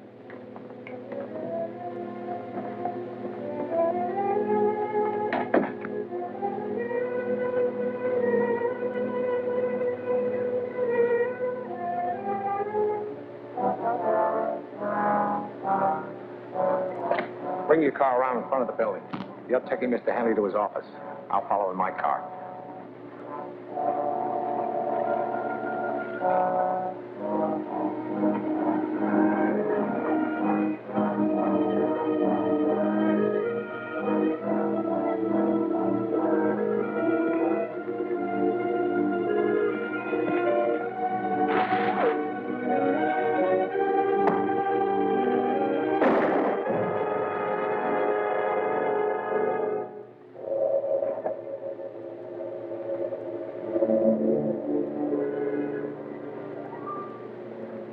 What's that thing?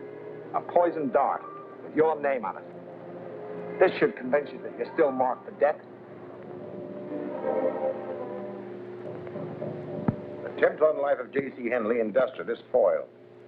DA to investigate origin of ancient poison dart weapon.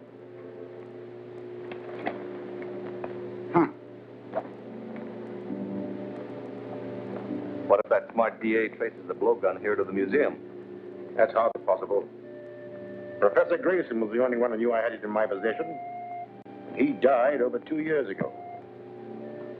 No, Matson. We have nothing to fear from the district attorney.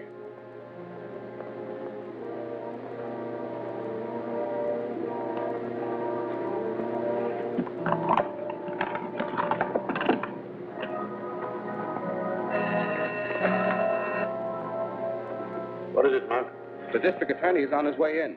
All right, I'll be ready for him. Get out of sight.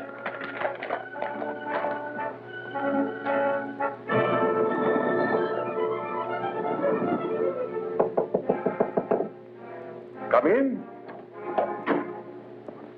Hello, Doctor. Hello, Mr. Gardner. What brings you here? I have a clue which may lead to the man who made the attack on Mr. Henley's life. Yes, I read about it in the papers. A shocking exhibition of barbarism. Fortunately, Mr. Henley escaped, and he's now safely on his way to a secret destination. We got the man who fired the dart. But this weapon, ever see anything like it? A Singari blowgun, used by the ancient Mayan tribes in primitive warfare. A valuable collector's item, Mr. Gardner. Any idea who might have had such a thing? No, no. The only person who could have helped you was Professor Grayson, an authority on darts and blowguns. Unfortunately, he died several years ago. Yes, I know that.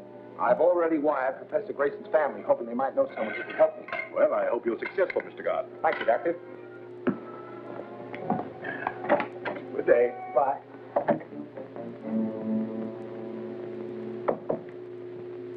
Shine, mister? All right, son.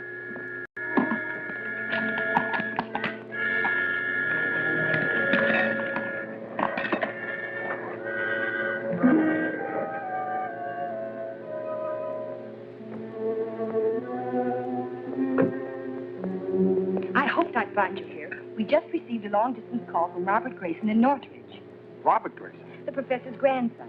He's deeply interested in the blowgun attack made on Mr. Henley, and he offered us his help. Young Grayson has made a close study of his grandfather's work. He's sure he can identify the blowgun and probably tell us who owned it. Fine. I'll arrange to have a chartered plane ready at Central Airport tomorrow morning, and you can find the weapon in Northridge yourself. I'll take a rain check on that shine, son. Keep the change.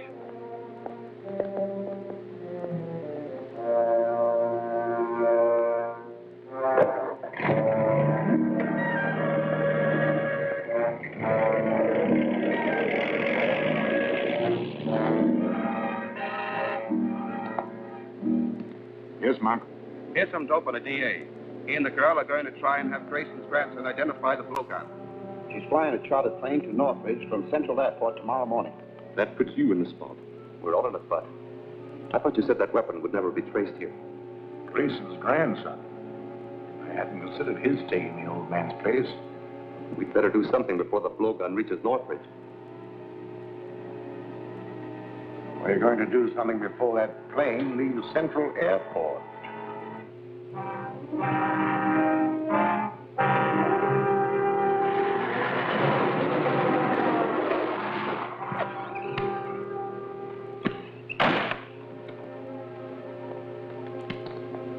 We're from the DA's office to check on that plane he ordered yesterday. It's on the field. You want to see it? Yes. Right this way.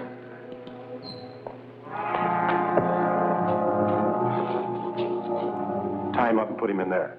I'll check with the boss. Right.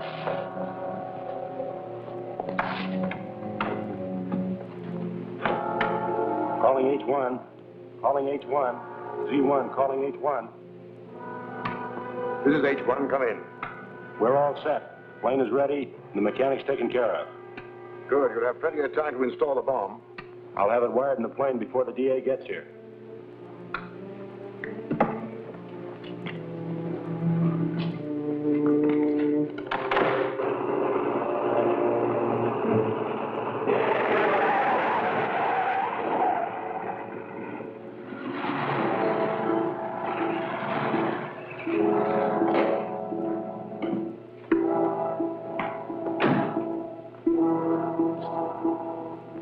I'm the district attorney. Is my plane ready?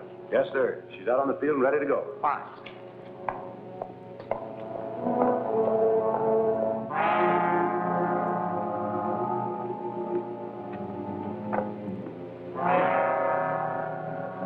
As soon as the motor starts, that bomb mechanism starts operating. And when the clock makes 10 revolutions, everything will go up. Come on, we gotta look busy.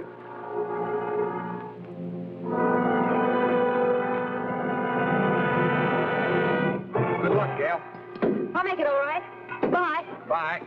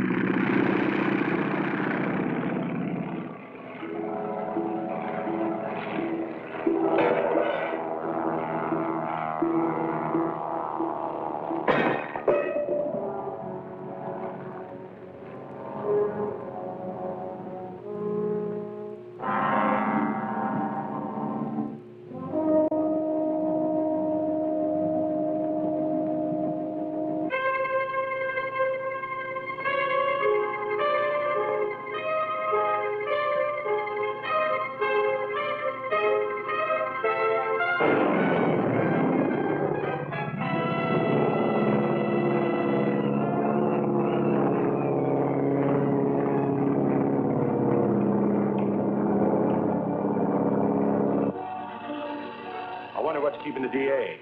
We better find out.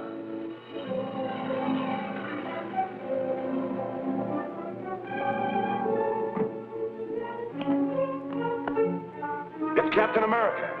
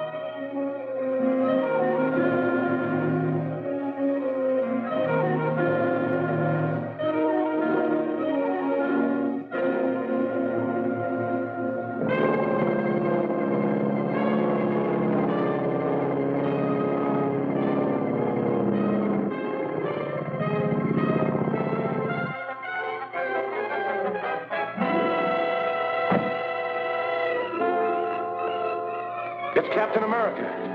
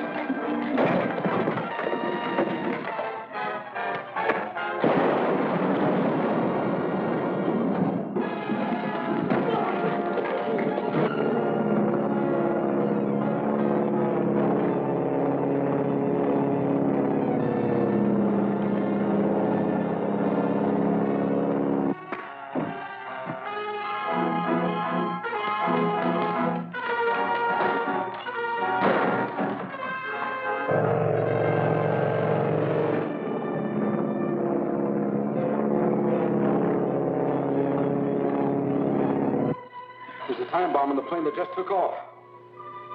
What's the radio wavelength for that plane? 1575 megacycles. Thanks.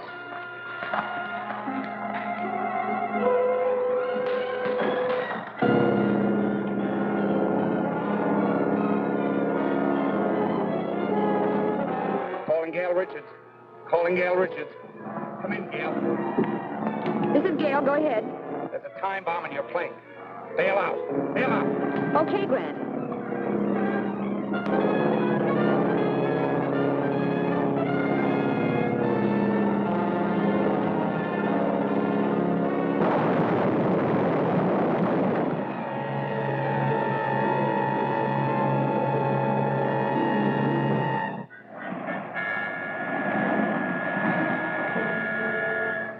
Scarab must have feared the blowgun would lead directly to him, or he wouldn't have gone to such extremes to destroy it. You certainly did a thorough job. There wasn't even a fragment of it left in the wreckage. I don't think those two prisoners will help us much. They're just two small-time thugs hired by Matson for that particular job. I wonder if the Scarab ever heard that the police make plaster of Paris copies of all important pieces of evidence. But we didn't have time to make a replica of that blowgun. I know that, but the Scarab doesn't. We can let the news leak out through the underworld that we have an exact duplicate from which Grayson can identify the owner of the original. And I'm willing to bet it won't be long before the Scarab hears about it.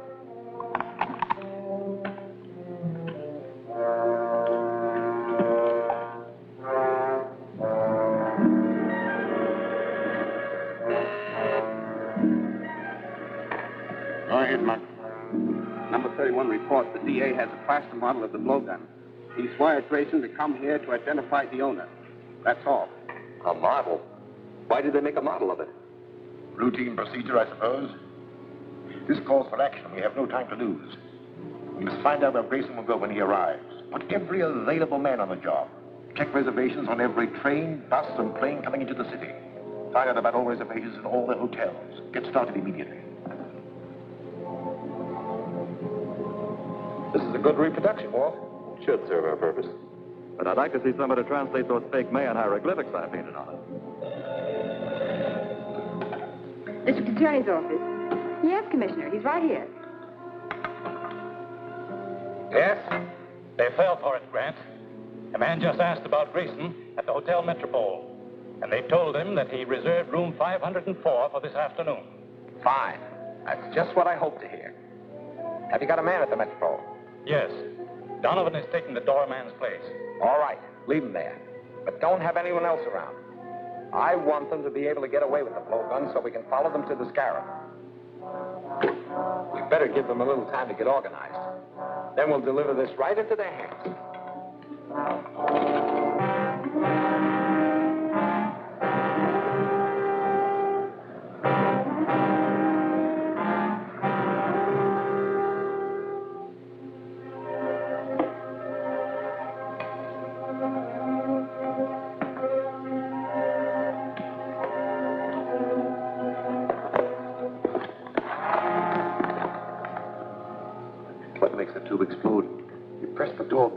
the second chime, the wire will burn through, causing the tube to drop and break. The gas spreads rapidly and will knock out anyone in the room in a few seconds.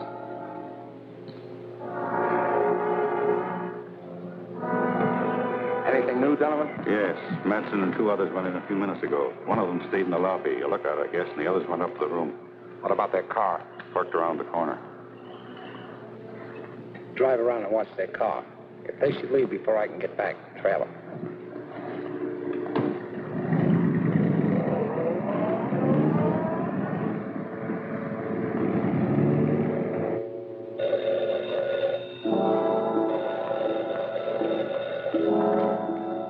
Yes?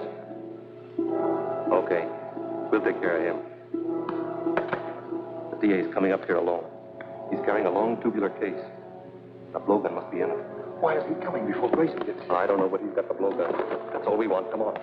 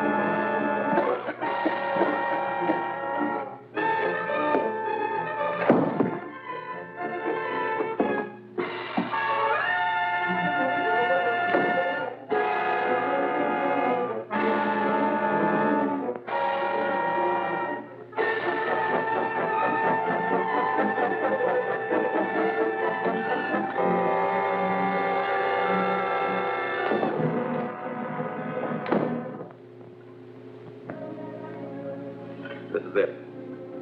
I'll take the blowgun out the back way. As soon as the gas clears, you go in and finish the DA. Quiet. Then report to the Scarab. Right.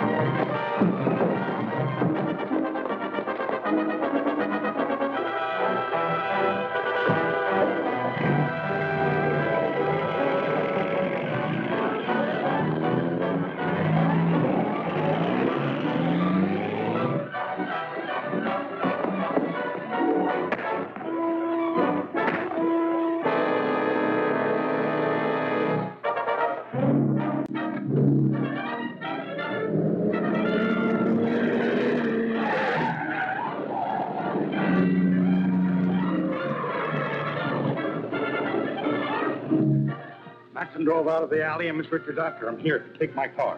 Thanks.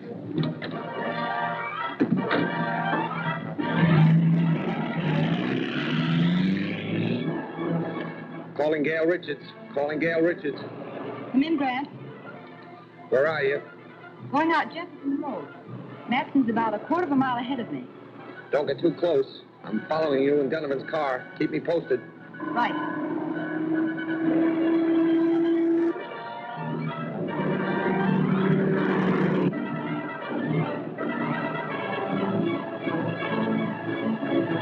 Calling Grant Gardner. Calling Grant Gardner.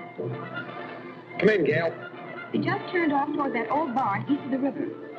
I know the place. Drive past it, then double back and keep an eye on it. I understand. Don't start anything unless you absolutely have to.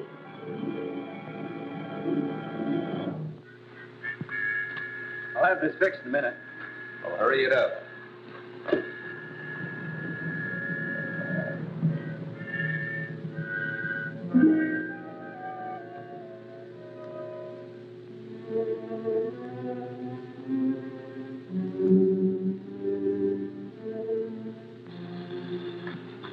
H1. Calling H1. Come in, M3. Did you get the blowgun? Yes, everything's okay. I'm not so sure. Norton hasn't reported in yet. He hasn't? I better go back to the hotel and find out what happened. Norton must have got in trouble. I'm going back to look for him. You're staying right here, Matt. Back up. You too. Tie him up.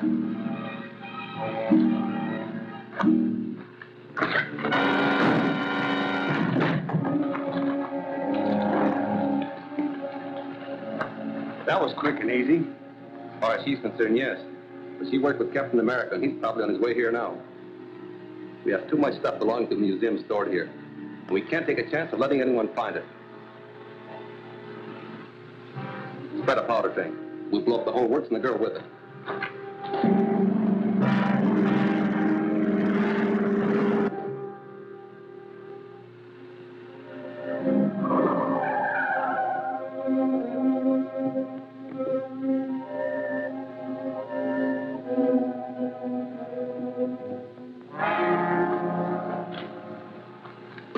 All set.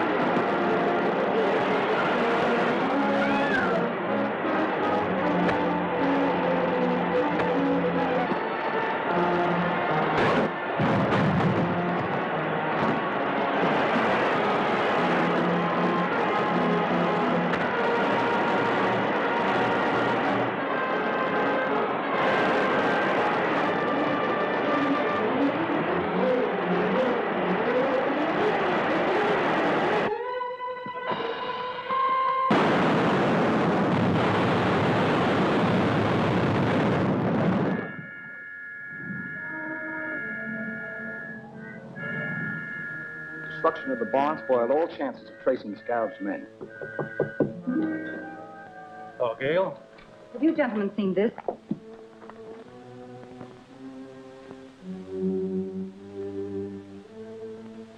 Dr. Clinton Lyman, brother of the late Professor Lyman, who was a victim of the Purple Death, will demonstrate his latest invention at his home tonight. It is said that this device will restore life to plants and animals within certain limits of time. Witnessing the demonstration will be Lyman's fellow members of the Mayan Explorers Club. Why, that's dynamite.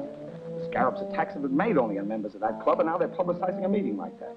Looks like they're asking the Scarab to wipe them out. Get me Dr. Clinton Lyman's home, please.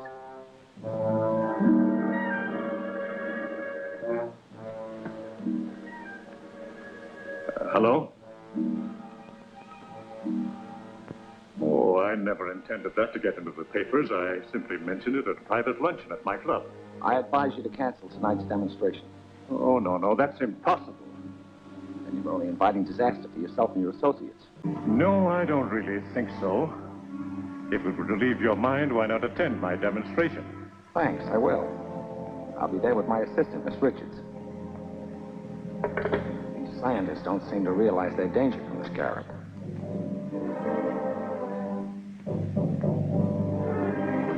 Have you seen this? Yes, I know all about it. I had lunch at the Mayan Explorers Club, and I'm among those invited to Lyman's house. Is there anything to this perpetual life machine? We will find out tonight.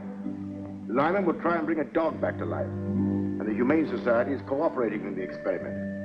If his device works, I must have it. I've always dreamed of an elixir that will give me power over death itself. But you'll be there yourself. How can you possibly? Oh, it's relatively simple. Dinner shall be over at 8:45. About that time, the truck from the Humane Society should arrive at Lyman's residence.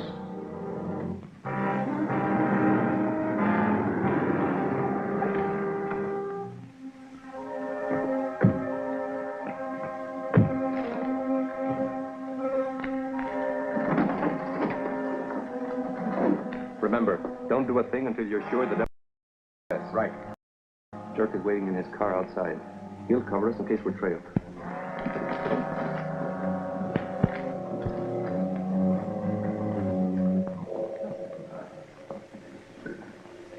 What beautiful roses. This morning, they were withered and dead. And my machine restored them to life. Ma! Can the machine be used to restore human life? I've never tried it, but I'm convinced it will. That must be the men from the Humane Society. Excuse me.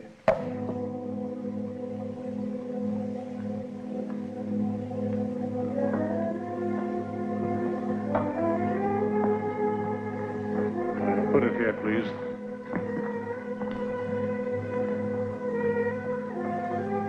Now, if you'll wait in the anteroom.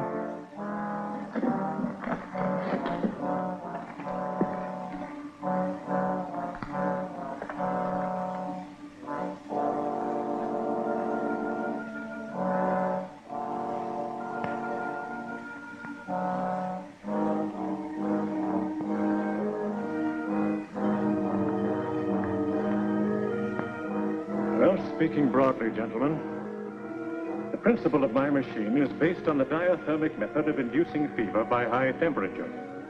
This results in the electronic resuscitation of the circulatory system. It works in conjunction with this serum, which I inject into the vital organs.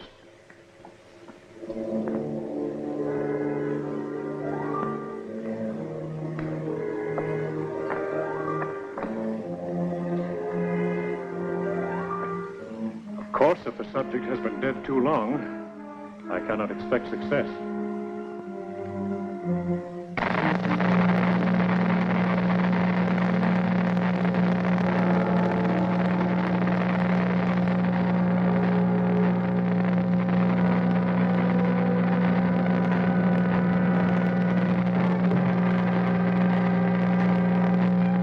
His eyes are open.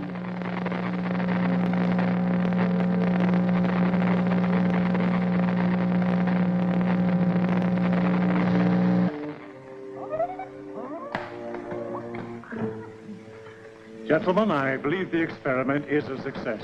Wonderful, a miracle. Congratulations, Doctor, on your great contribution to science. Thank you. Here, doggy. I'll get him.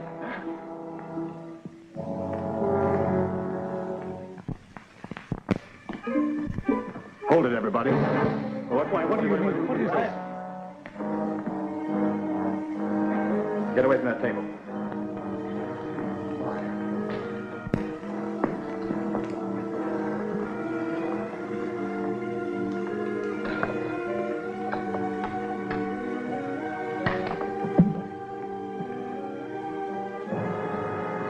Keep him covered till I get back to help you with Lyman. Get over against that wall.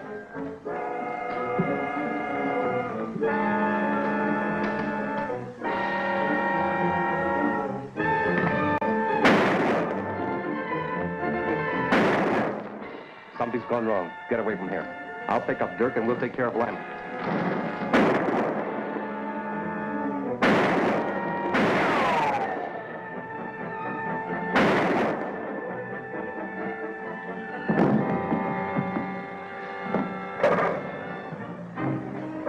Be sure that no one leaves this house. Right. What is the meaning of all this? I don't know.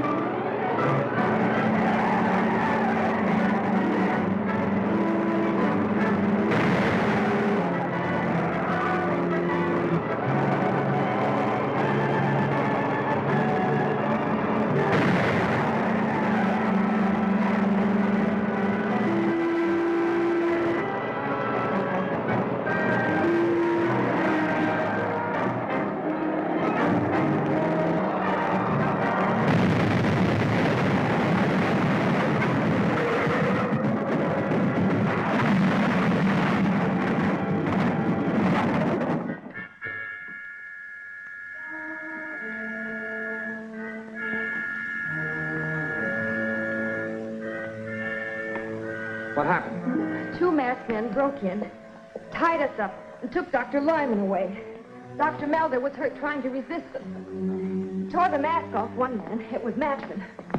I didn't see the other man's face, but if I ever see him again, I'll know him.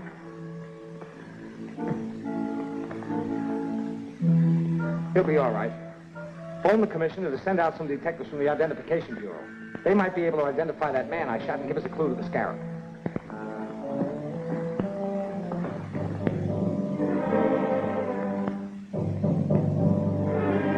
Lyman's at a research laboratory, and Hunt got through with the machine safely. We really outfoxed the DA this time. Not entirely. He found a watchman's key on Rick's body, and it won't take him long to trace it. Where did Rick work? He was a night watchman at the Collins gravel pits. We've been using the office there as a meeting place at night. Well, go there immediately and destroy any evidence that might point to me before the district attorney gets there. Or wait. I have a better plan. One that will remove the evidence and also the district attorney if he goes there.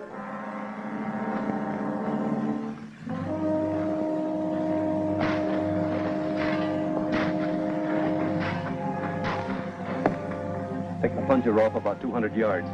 And be sure you keep the wire out of sight. And pick a spot where we can see the shack clearly. We want to see who goes into it before we blow it up.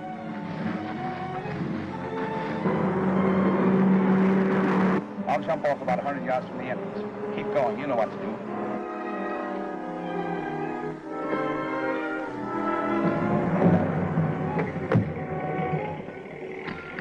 I heard a car pull up outside. It's all right. We're ready.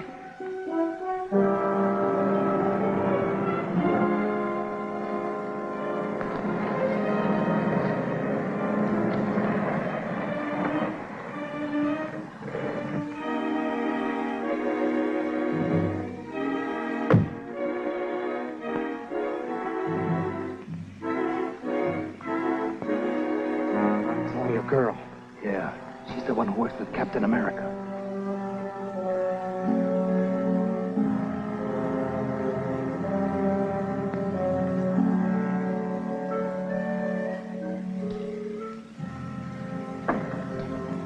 Shall I blow it? No, wait a minute. Captain America might show up, too. He'd never let her come out here alone. You're right. Get your hands up.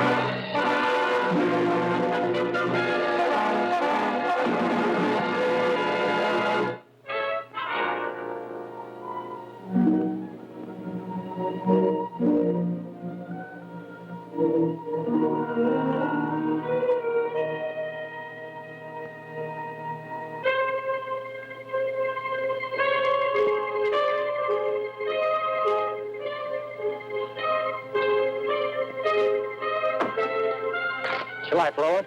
No, wait a minute. Captain America might show up, too. He'd never let her come out here alone. You're right. Get your hands up.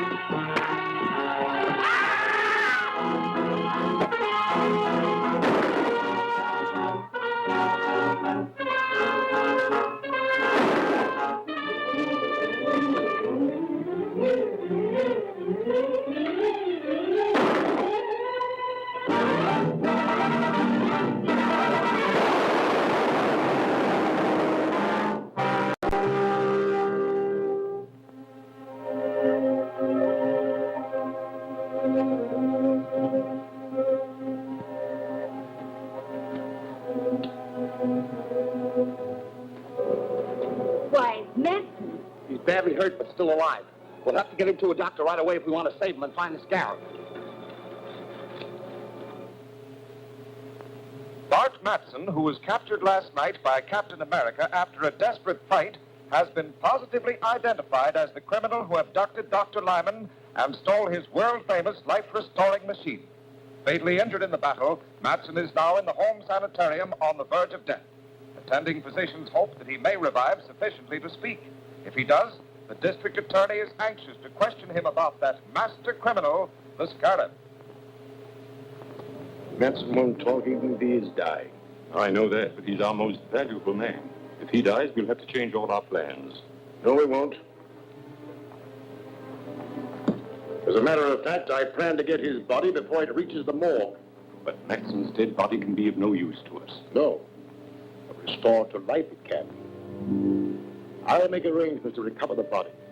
And when we do, I'll force Dr. Lyman to perform an experiment that will amaze even the district attorney. What's the latest on Matson? It's getting worse. The doctors have lost all hope of saving him. Oh, yes, Commissioner. Dr. Black just phoned me from the sanitarium. Matson is dead. I've ordered the guards removed, and the county morgue will pick up the body. Well, that's unfortunate. Matson's death robs us of the best lead we ever had to the Scarab. But the search must go on for Dr. Lyman. Put every available man on the job. Okay, Grant. We better go down to the sanitarium and talk to Dr. Black. It's just possible that Matson made some delirious remark, which may help us locate Dr. Lyman.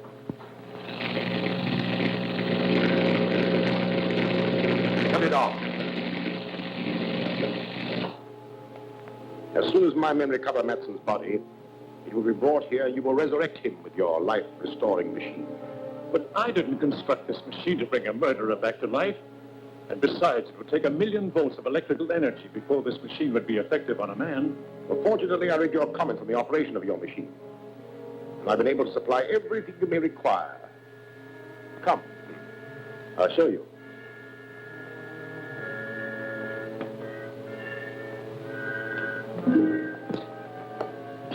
Open up the panel.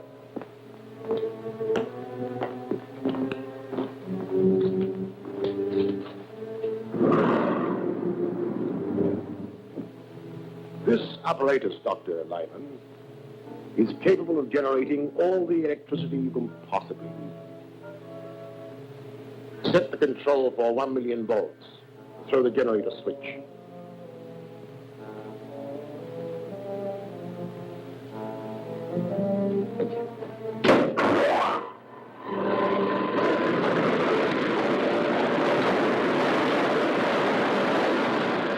If you refuse to revive Matson, your last moments will be spent in there, Dr. Lyman.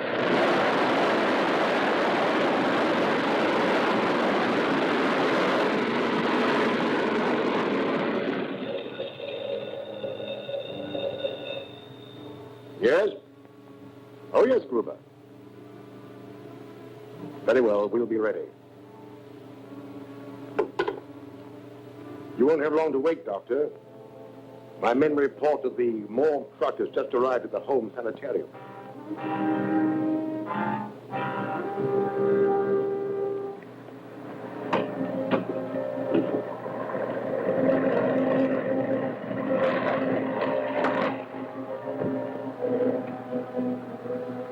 Hiya, Chief.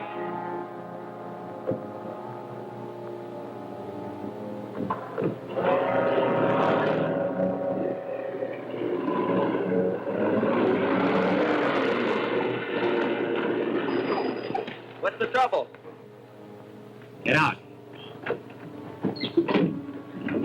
Open up the truck.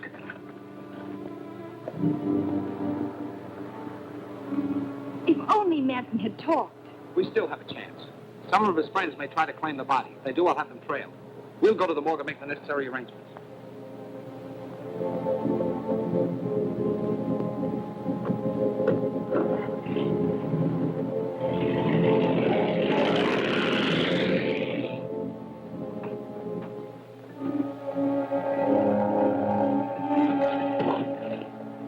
All right, you two. Start walking and don't look back.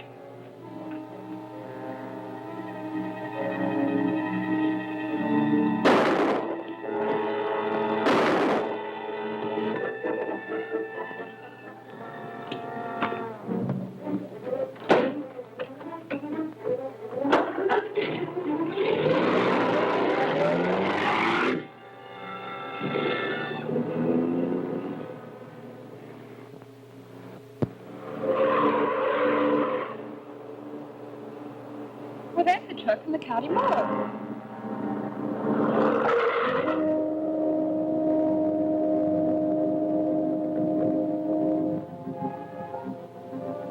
Look out! Don't step there. Something written on the ground. 1D7744. That must be the license number of the killer's car. This man must have written it before he died. I'll have Davis check on that.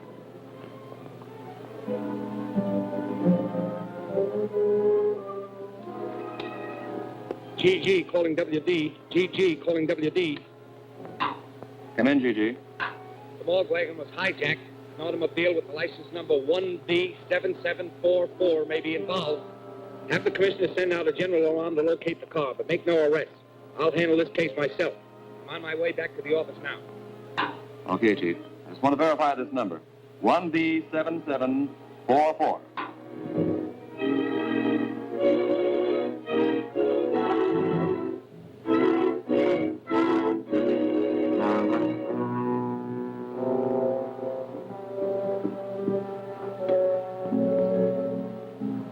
Get the machine ready.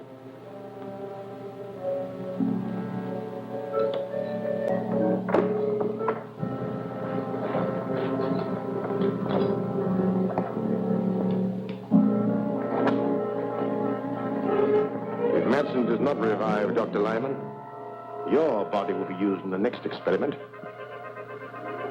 Turn the generator on to full capacity.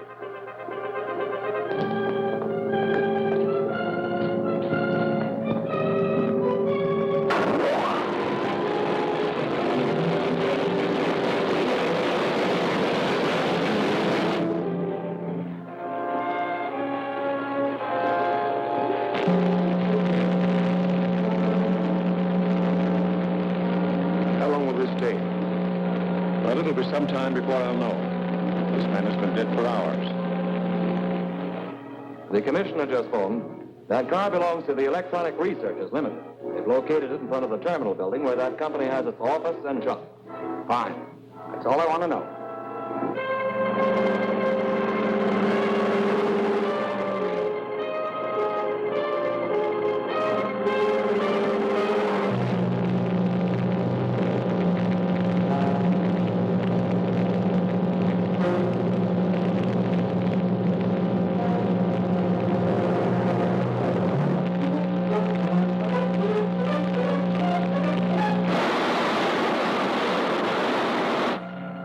Well, that should be enough for now.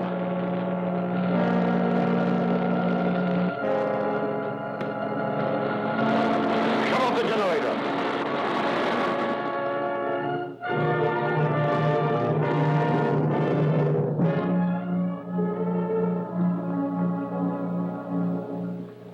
He's ready for the serum now.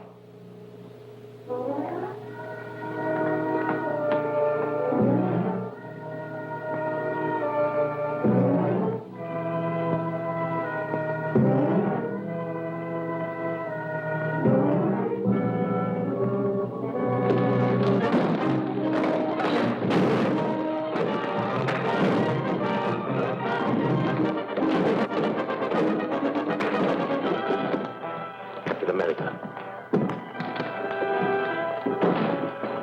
How much longer will it take you to revive? Well, only a few seconds.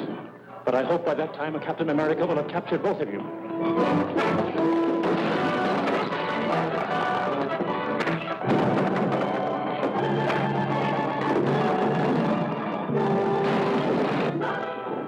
His eyelids are fluttering.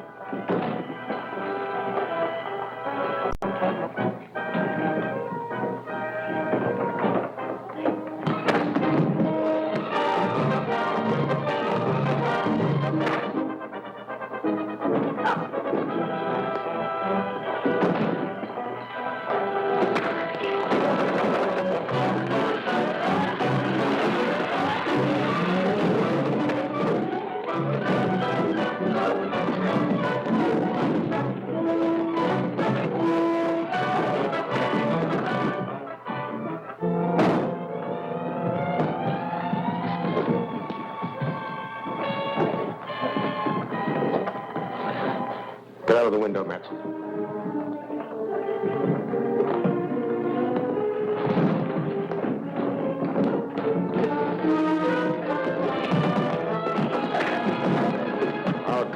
get down.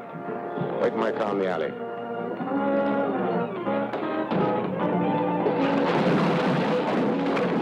Pick up the machine and follow him.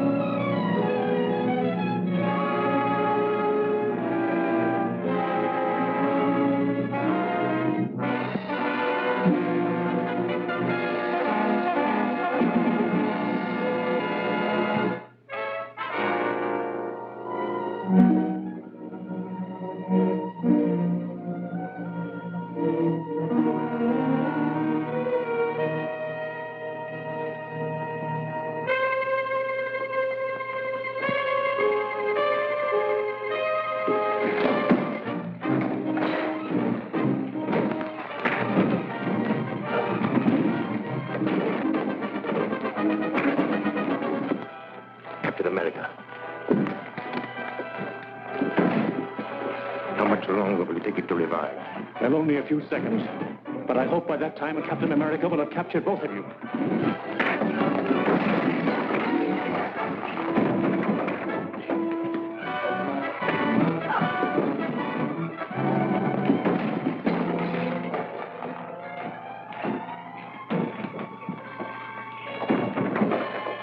Get out of the window, Matson.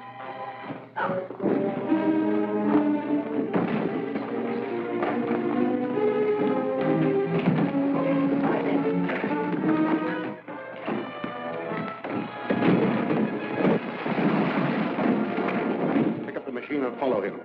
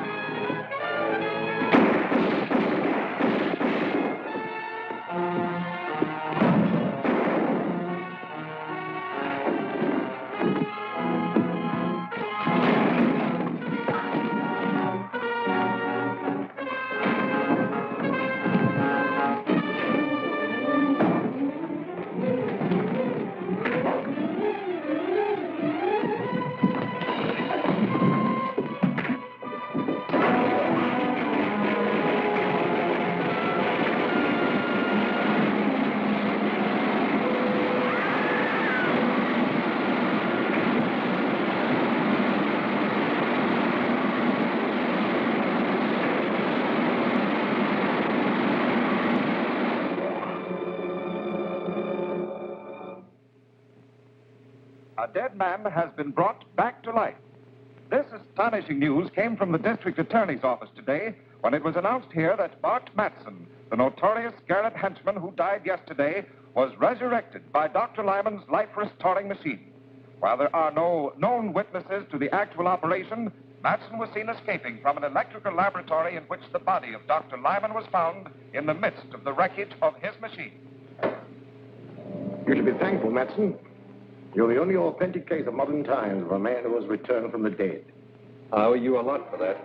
Too bad Lyman smashed the machine. Yes, it's unfortunate. However, we've destroyed another enemy. Don't forget that Captain America turned Dirk over to the police.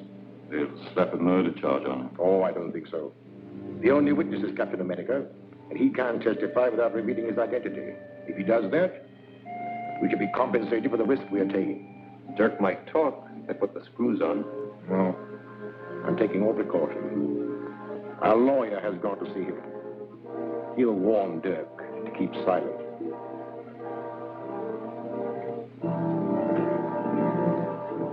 Hello, Grant. Did you get anything out of Dirk? Not yet, but I will. Dirk will crack up when he's charged with murder. But you can't make a murder charge stick. You haven't any witnesses. All you can prove is that Dirk was present at the time of Dr. Lyman's death. Any smart lawyer will smash your case in no time. But Captain America will. Captain America was unquestionably a witness, but you can't produce him. I probably won't need to. Dr. Lyman was abducted from his home along with his life-restoring device. His body was found beside the smashed machine. Now, if I can prove that Dirk was the unknown masked man who helped Matson with the abduction, I'll convict him of murder. But you can't prove anything. Gail Richards, your assistant, is the only witness who made a positive identification of Dirk as one of the abductors. Our unsupported testimony will not be sufficient in court. I may be able to back up Gail's testimony. There's still one more witness. May I use the phone? Help yourself. Get me Dr. Malver at the Drummond Museum.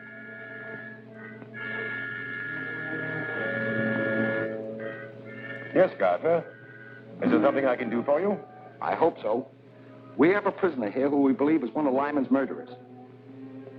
Now, we'll have a case against him if you can testify that he was one of Lyman's abductors. But he was masked. I only saw the man that Miss Richards called Matson. I understand that. But we'll put a mask on the prisoner, and there may be something, some gesture or some mannerism that you may recognize. At any rate, it's worth a trial. Now, could you arrange to be in my office at 2 o'clock this afternoon? Of course. And I hope you have the right man.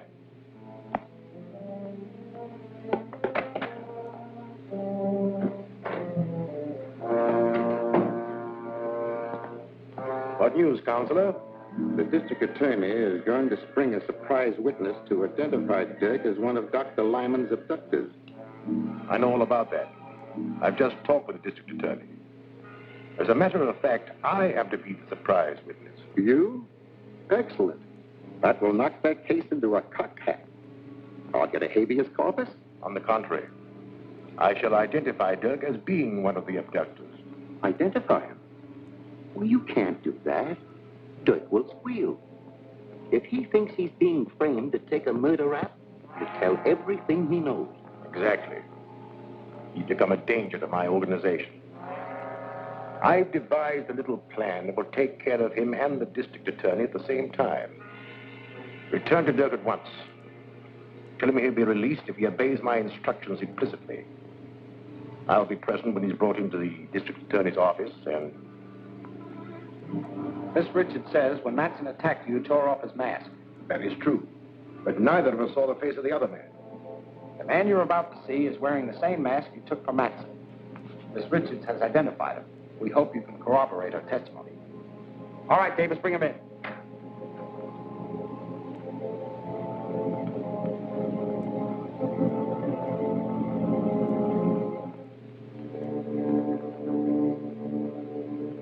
No, I'm sure this is not the one. Quite right, Doctor. This man is one of my operatives. Bring in the next one, Walt. You understand, Doctor, we've got to be absolutely sure. We don't want your judgment influenced by your friendship for Lyman. Of course. My opinion will be without prejudice, I assure you.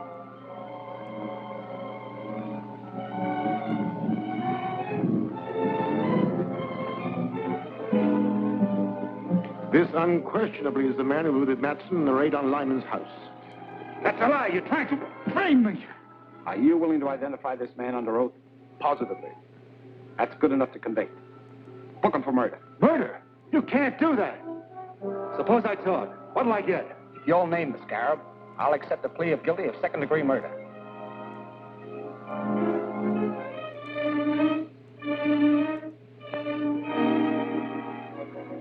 All right. Scarab was Doc Lyman himself. Oh, that's preposterous. The man's crazy. Lyman was a soul of honor. He might just as well accuse me of being the Scarab. That trick won't work. You can't save your neck by accusing a dead man. It's true. Lyman was using his machine to bring Matson back to life. Why did Matson kill him? How can I tell what a man will do who has just been resurrected from the dead? We'll have to have more evidence than just your word. I can prove it, but I won't talk before this guy, whoever he is. All right? If you'll excuse us, Doctor, and thanks for your help. Glad to give it. Glad.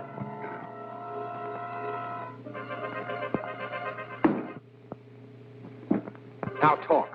What's your evidence? Lyman's papers and a list of all his agents. They're hidden in his house. Lyman's house was thoroughly searched before it was closed up. You didn't know the Scarab. There are secret compartments in his house that your caps could never find. Take me there and I'll show you. I think you're lying, but I'll call you a bluff and take you to Lyman's house.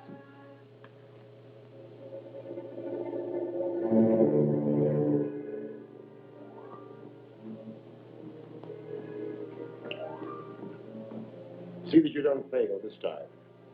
Dirk has served his purpose and is of no further use to us. He and Gardner must be destroyed. Leave it to me. I'll drop them the minute they come through the door. Not quite so quickly. Before they die, let them know that theirs is the fate of all who attempt to thwart the Scarab.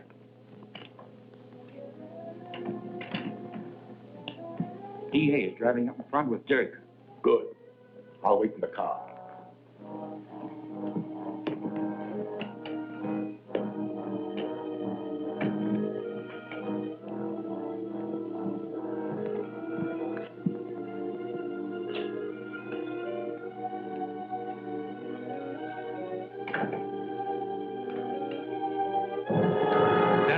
Gardner. Good work, Matson. I knew the Scarab wouldn't let me down. Quiet, you double-crosser.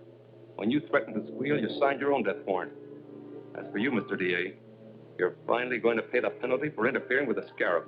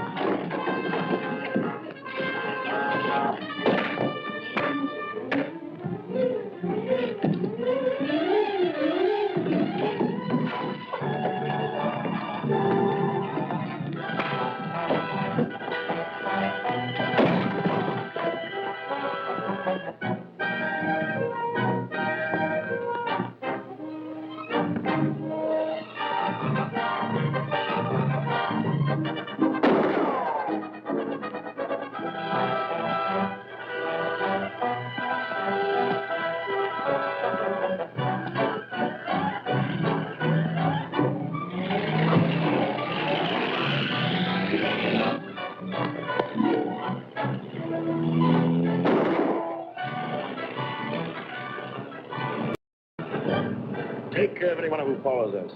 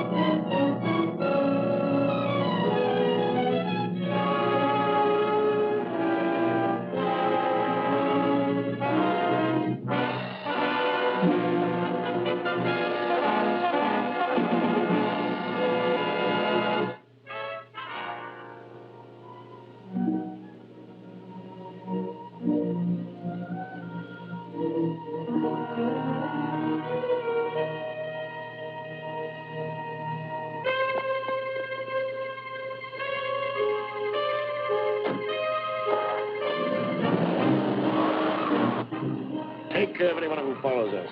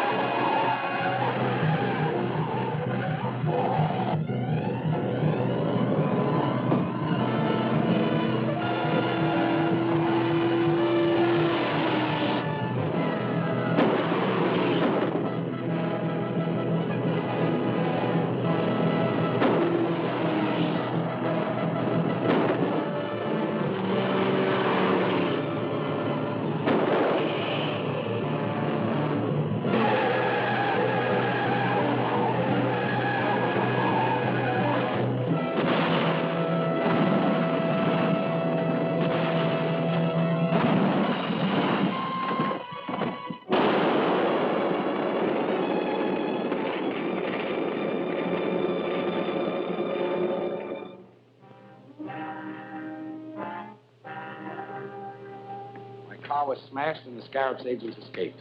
G.F. Hillman, the railroad president's on the phone, Chief. He's calling by a radio phone from his private car on the Westland Limited. Hillman? Wasn't he one of the principal backers of the Mayan expedition? That's right. I'll take the call here.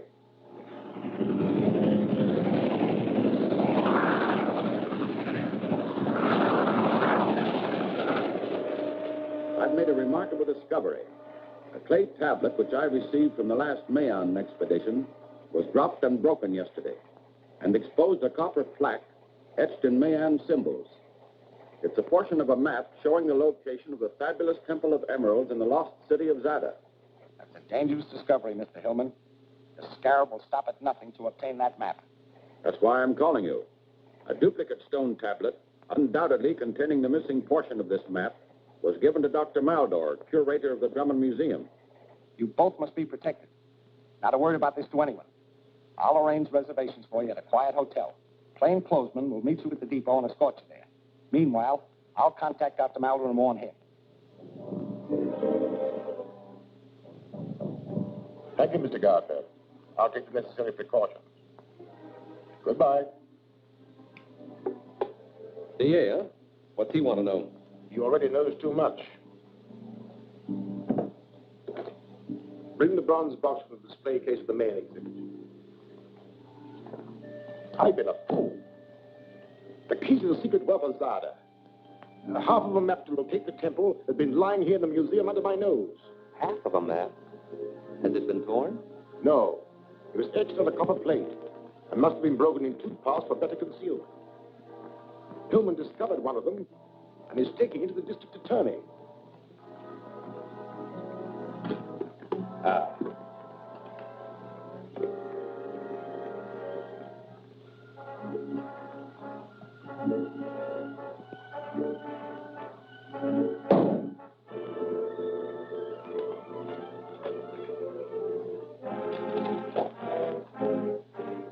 That's it, all right. It's worthless without Hillman's half. Of course. But I can overcome that difficulty. I shall discover Hillman's whereabouts through my good friend, District Attorney Gardner. Come in. Dr. Maldor, you shouldn't have come here without proper police escort. I warned you. Your warning came too late.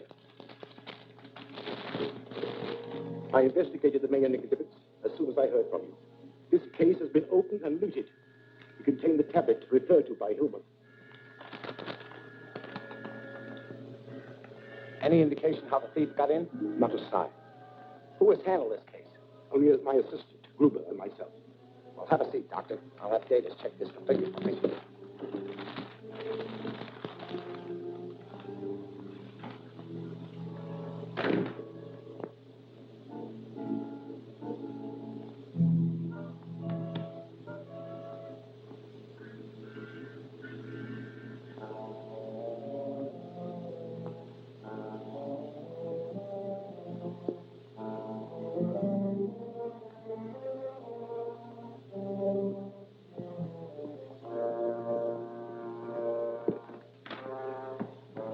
I'll let you know what we learned, Doctor. Meanwhile, I'll have the police search the museum for additional clues. Fine. And you tell Hillman what happened? Yes, I'll phone him right away. Now, if you'll excuse me, Doctor. Why, certainly, certainly. Goodbye.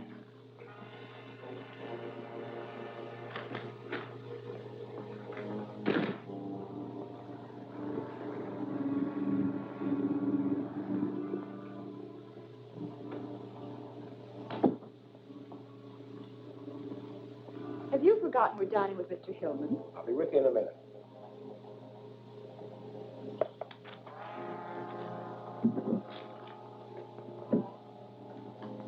All right, let's go. Hello? Yes? I'll bring them over right away. Commissioner, he's just received a police report on the museum robbery and wants all confidential files brought to him immediately. I'll have to go back to the office and pick them up. But what about our dinner engagement? You go ahead. I'll try to join you later.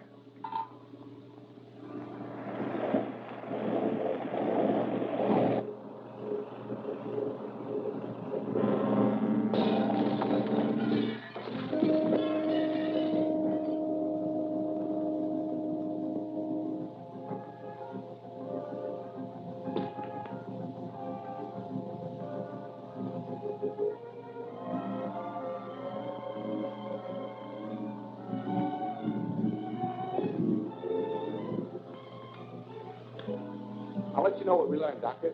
Meanwhile, I'll have the police search the museum for additional clues. Fine. And you tell Hillman what happened? Yes, I'll phone him right away. Now, if you'll excuse me, Doctor. Why, certainly, certainly. Goodbye.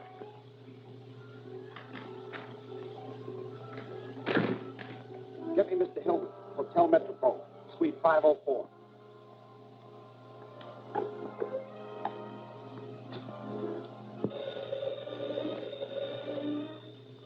Yes? Here's your information. Metropole Hotel, Suite 504. That's all we need. Leave the jewel at Scarab and clear out fast. Hillman's at the Hotel Metropole, Suite 504. You know the plan. Get started. Yes.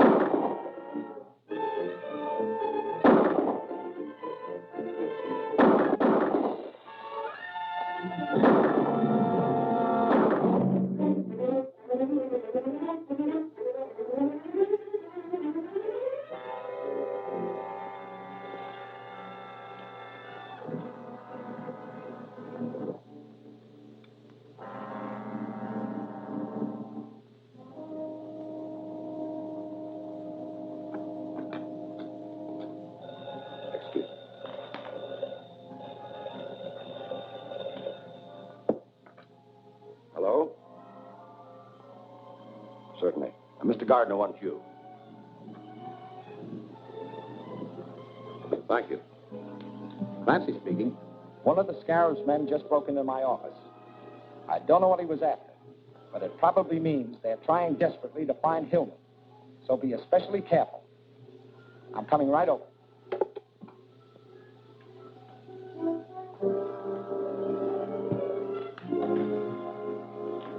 Mr. Gardner can't arrive too soon to take the accursed thing off my hands. That's probably the waiter. Better play safe and hide that thing.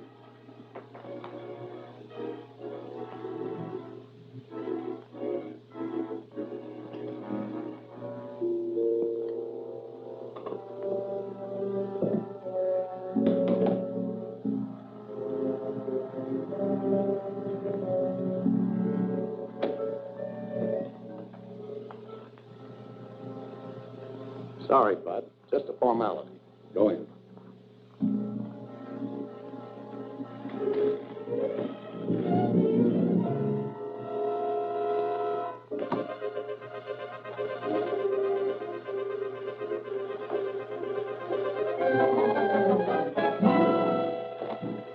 What's the meaning of this? One peep out of any of you, and it'll be your last. Get over here. Turn around.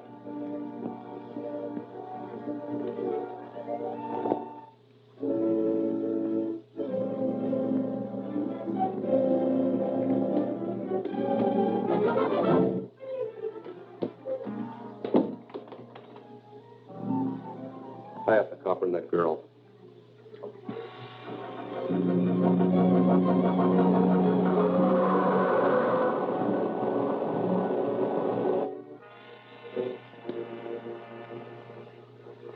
Put them in the closet.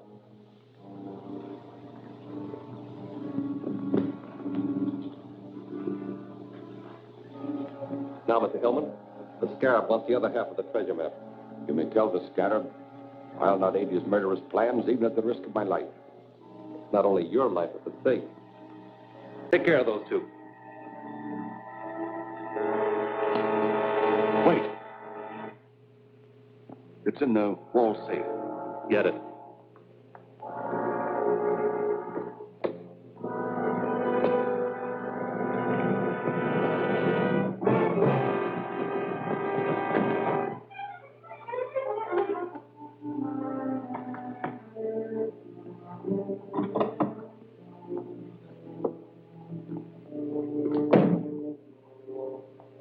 Watch him. If he tries any tricks, let him have it.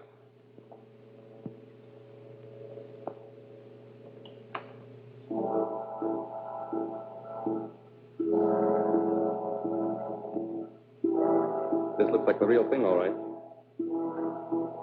Now, we're taking you to a nice, quiet place where you can decipher both pieces of this map for us. We'll go out the service entrance. Take a look in the corridor and see if it's clear.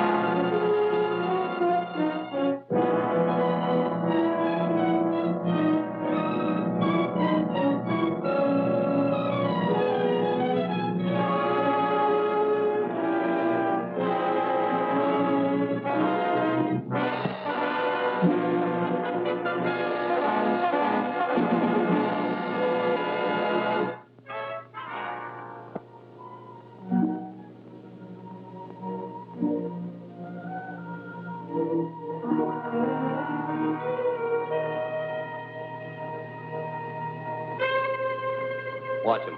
If he tries any tricks, let him have it.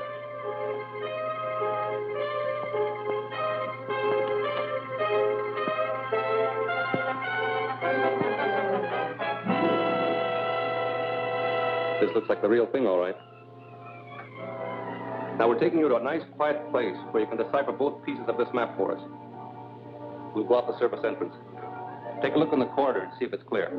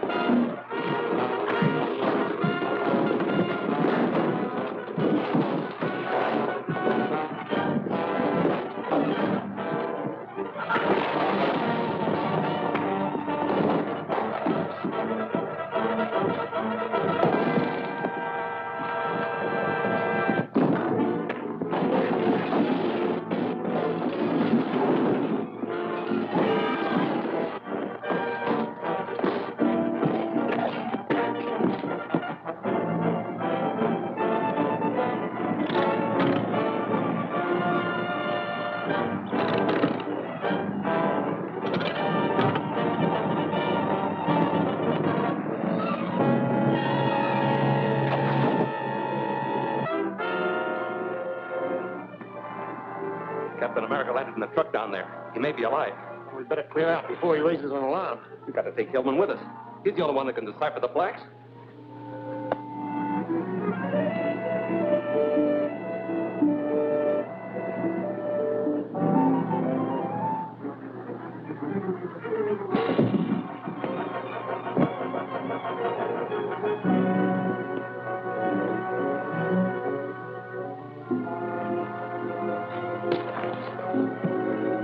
You're coming with us.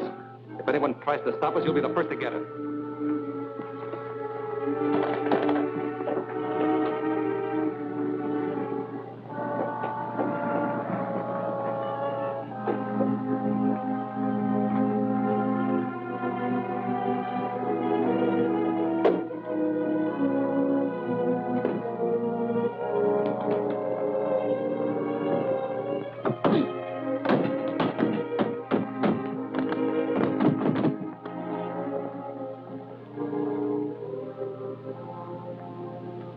Those men took Hillman away with them.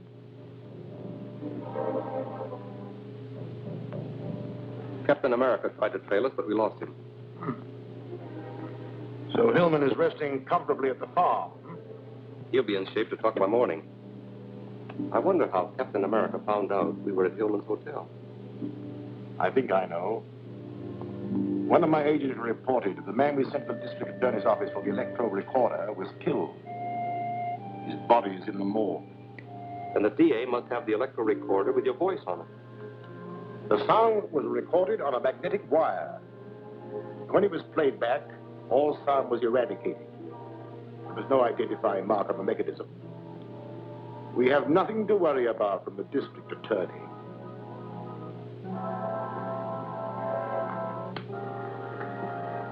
The man I found here must have thrown this out the window. I picked it up in the street below. Seems to be a recording device of some kind. Yes, and it may have been planted in this office. Check it over thoroughly, Walter.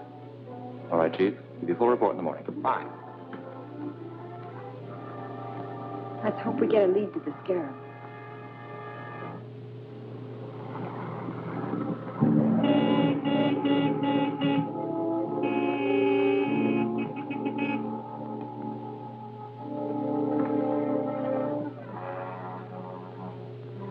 It's Matson, and the Scarab is with him.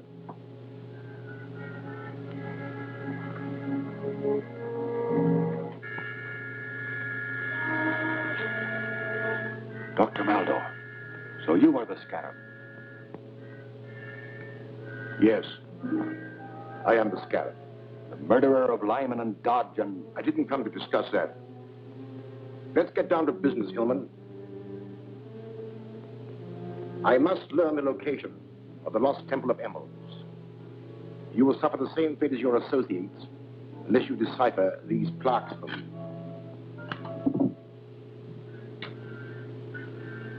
I won't do it.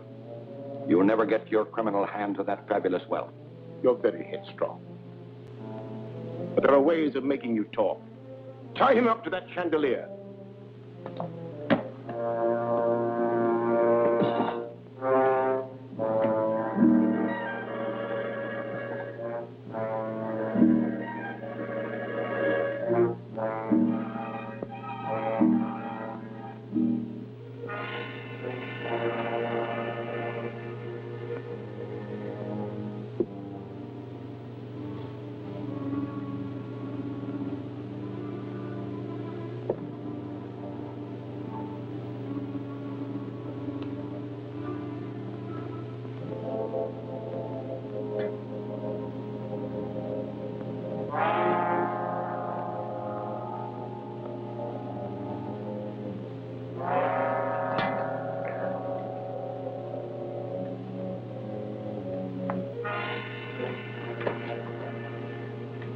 There'll be plenty of time to get the information I want. There'll be no interruption from Captain America or the district attorney now.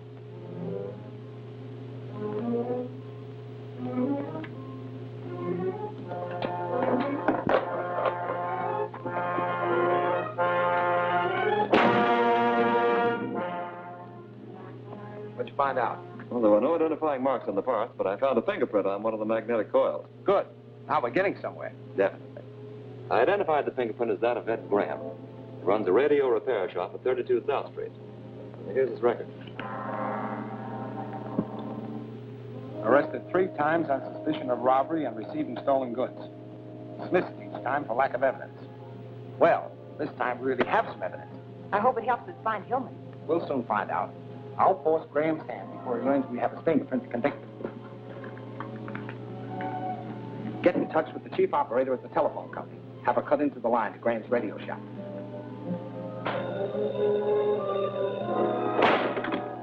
Hello? Just a minute.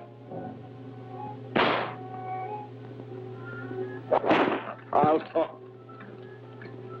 Cut him down. Graham's on the phone.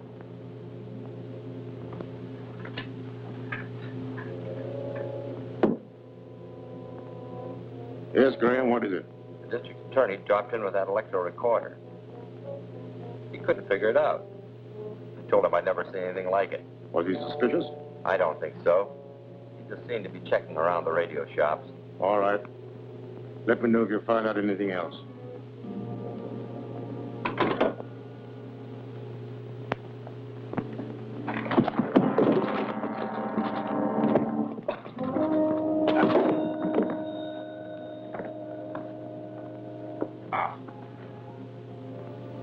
You may have fractured his skull. Your stupidity will delay my learning the secret of those plaques. Stretch him out the couch, boys. Get my hat and coat. We're going back to town.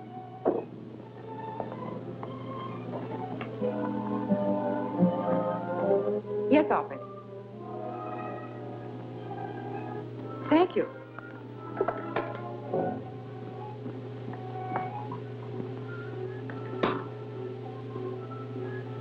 Calling Grant Gardner. Calling Grant Gardner. Yes, Gail, come in.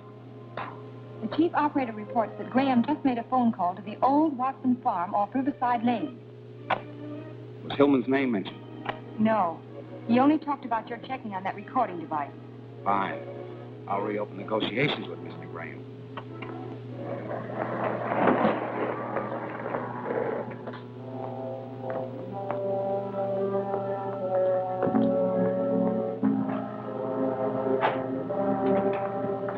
You're under arrest. What for? For manufacturing that recorder. Your fingerprint was found on the coil. All right, I made it. I sold it to a stranger. Yes. The stranger you just called at the Watson farm. How'd you find out? Never mind that. You better talk and talk fast. Is Hillman at that farm? Get around behind here.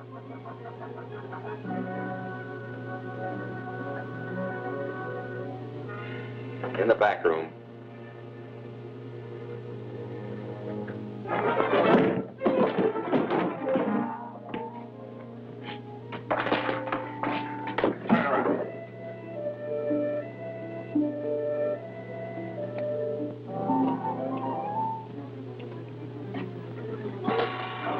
That'll hold you for a while. I'm going to investigate that farm.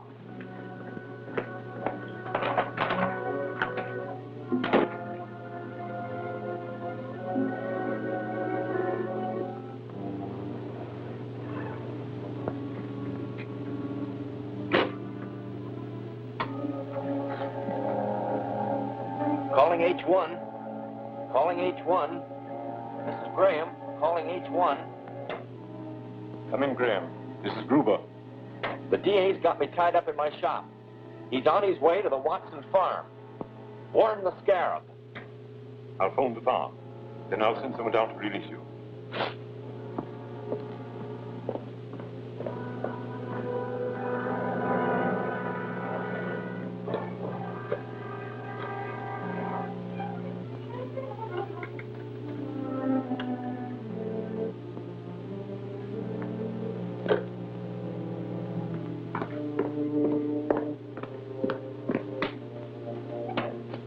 Calling MA.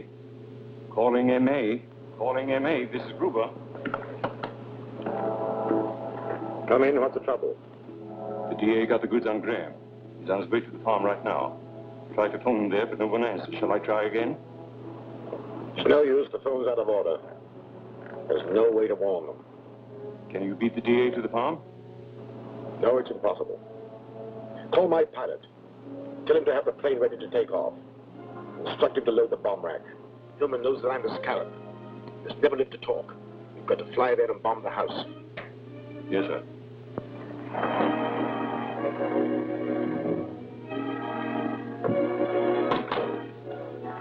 I'd better phone headquarters. Halt!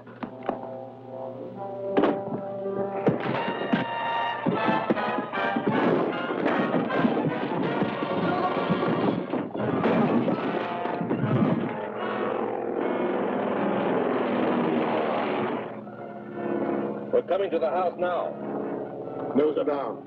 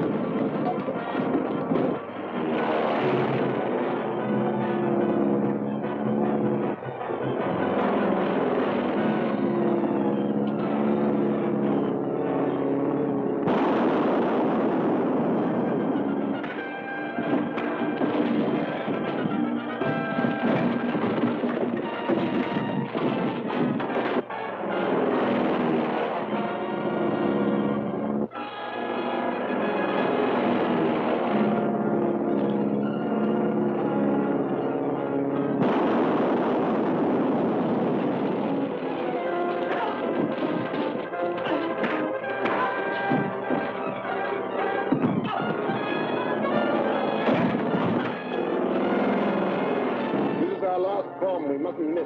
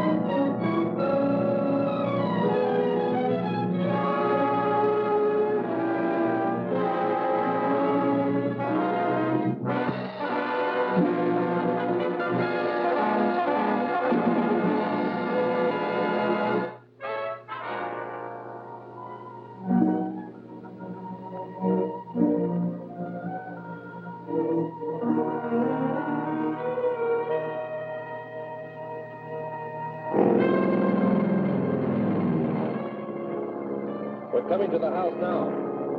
Nose are down.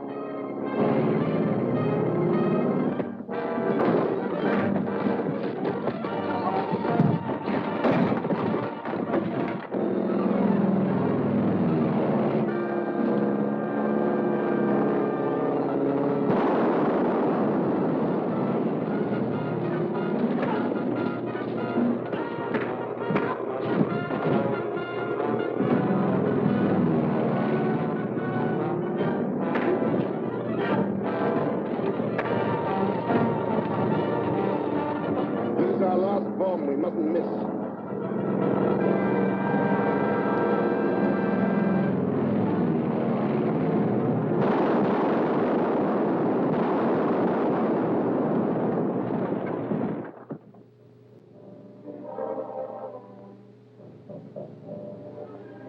G.F. Hillman, wealthy railroad president, was rescued today by Captain America from the Scarab's agents, who bombed a farmhouse where he was being held prisoner.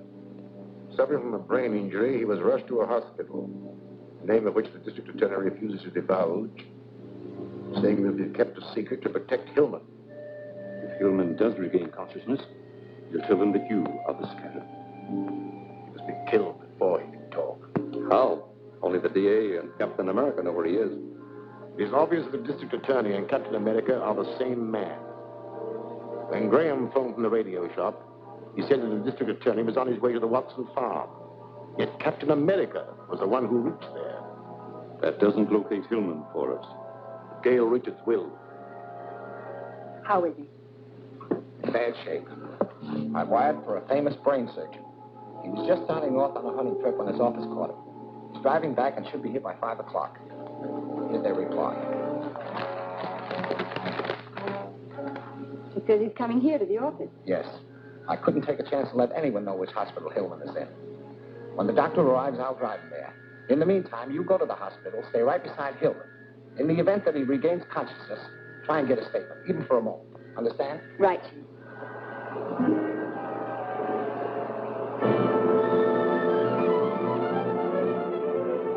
Keep quiet and drive where I tell you. Where to? The Drummond Museum.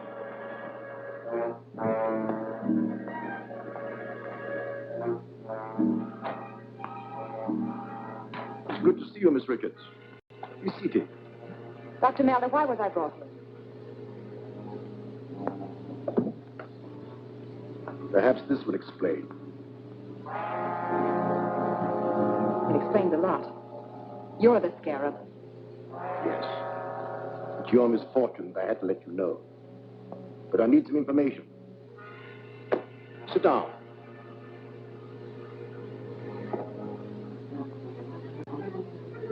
Tell me, where are they keeping Hillman? If I knew, I wouldn't tell you. Fortunately, only the district attorney knows. I had thought you would say that. But I have a means of making you tell me the truth.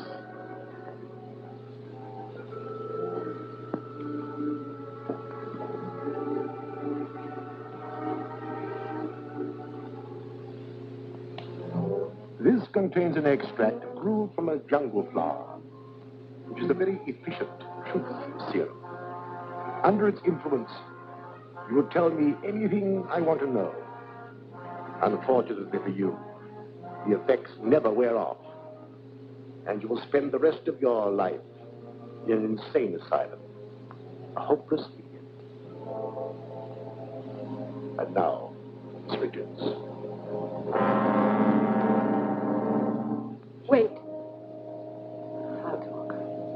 Go ahead, Miss Richards. And I warn you to tell the truth.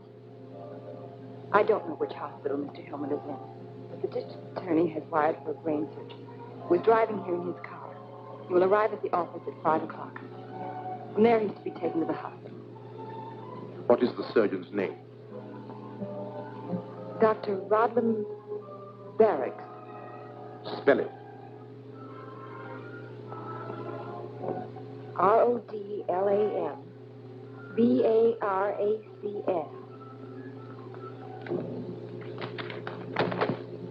Contact Agent 33. Tell him to use this name and to go to the district attorney's office. Mr. Gardner, I'm Dr. Rodlam Barracks. How do you do, Doctor? Would you have a chair? Thank you. You arrived earlier than I expected. I know. I received your wire about Hillman, and instead of driving all the way, I managed to charter a plane. That was very thoughtful of you. In a case like this, time is important. Has Hillman regained consciousness? Sorry, no. That's alarming. I'll have to make an examination at once. Which hospital is he in? The Crestview on Woodlawn Avenue. My associate's waiting for my call. May I use your phone? Certainly. I'll dial it for you. What's the number? Oh, 2643.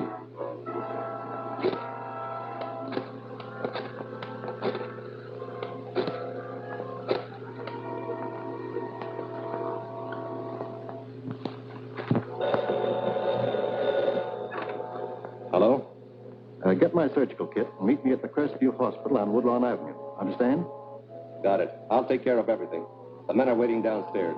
One will meet you in the lobby of the hospital in case of trouble. The other will wait in the getaway car. I'll be here when you get back. Very well. I'll start at once.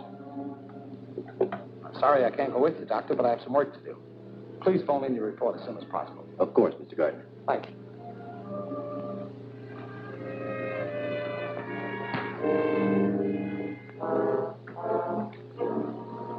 What Man's an imposter.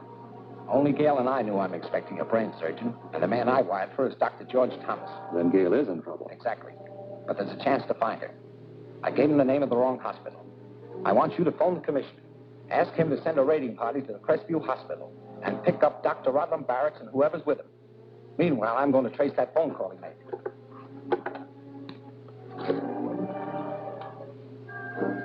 This is the district attorney. I want the address of Oak 2643. Who's there? The district attorney. Open up.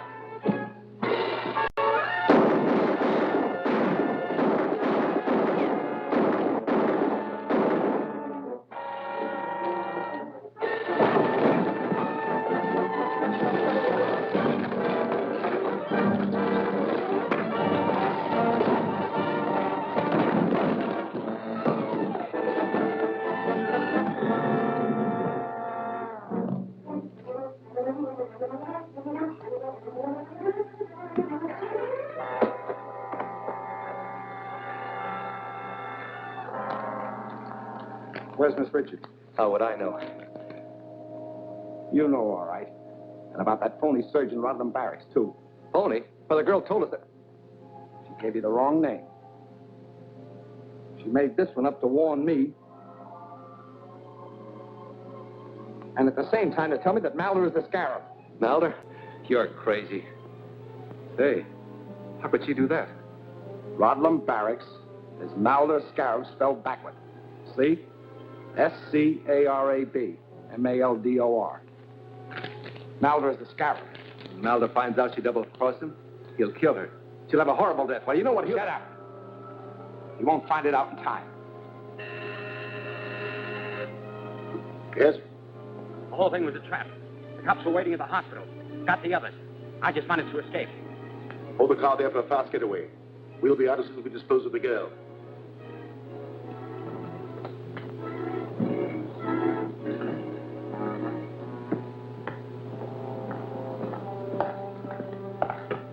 So you lied to me. No one can do that and live. This looks 1,000 years old, but it isn't. A week ago, he was a living, breathing man, but he disobeyed my orders. He was placed in this case. In a short time, he became the withered mummy that you see before you. And you'll be just like that in a few minutes. Gruber.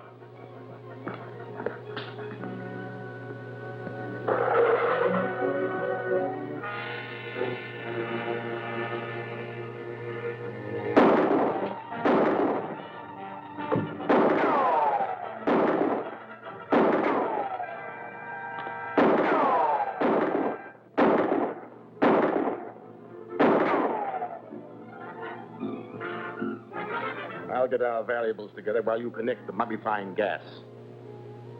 I'm afraid the district attorney will hardly recognize Miss Richards when he finds her a withered mummy.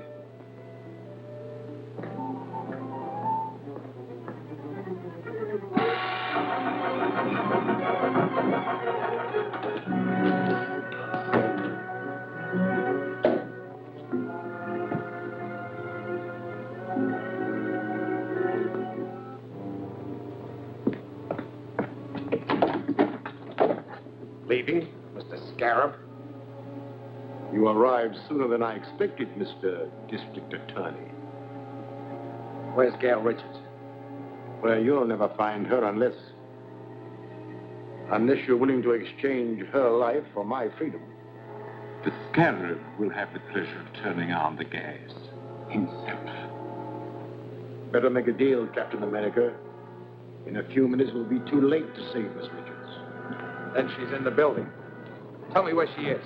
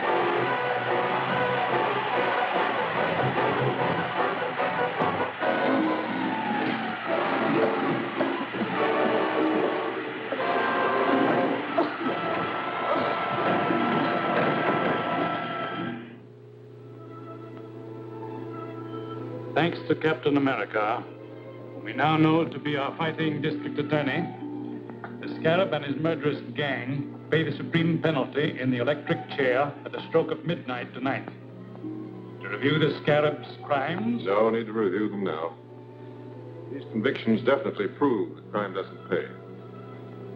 I want to say that the people of this city owe a great deal to you, Mr. District Attorney, Captain America.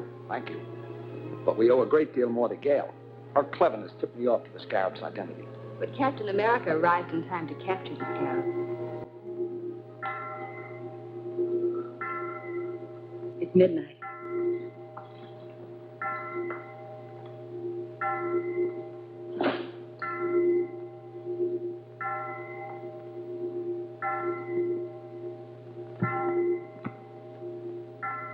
The toll of doom for the Scarab.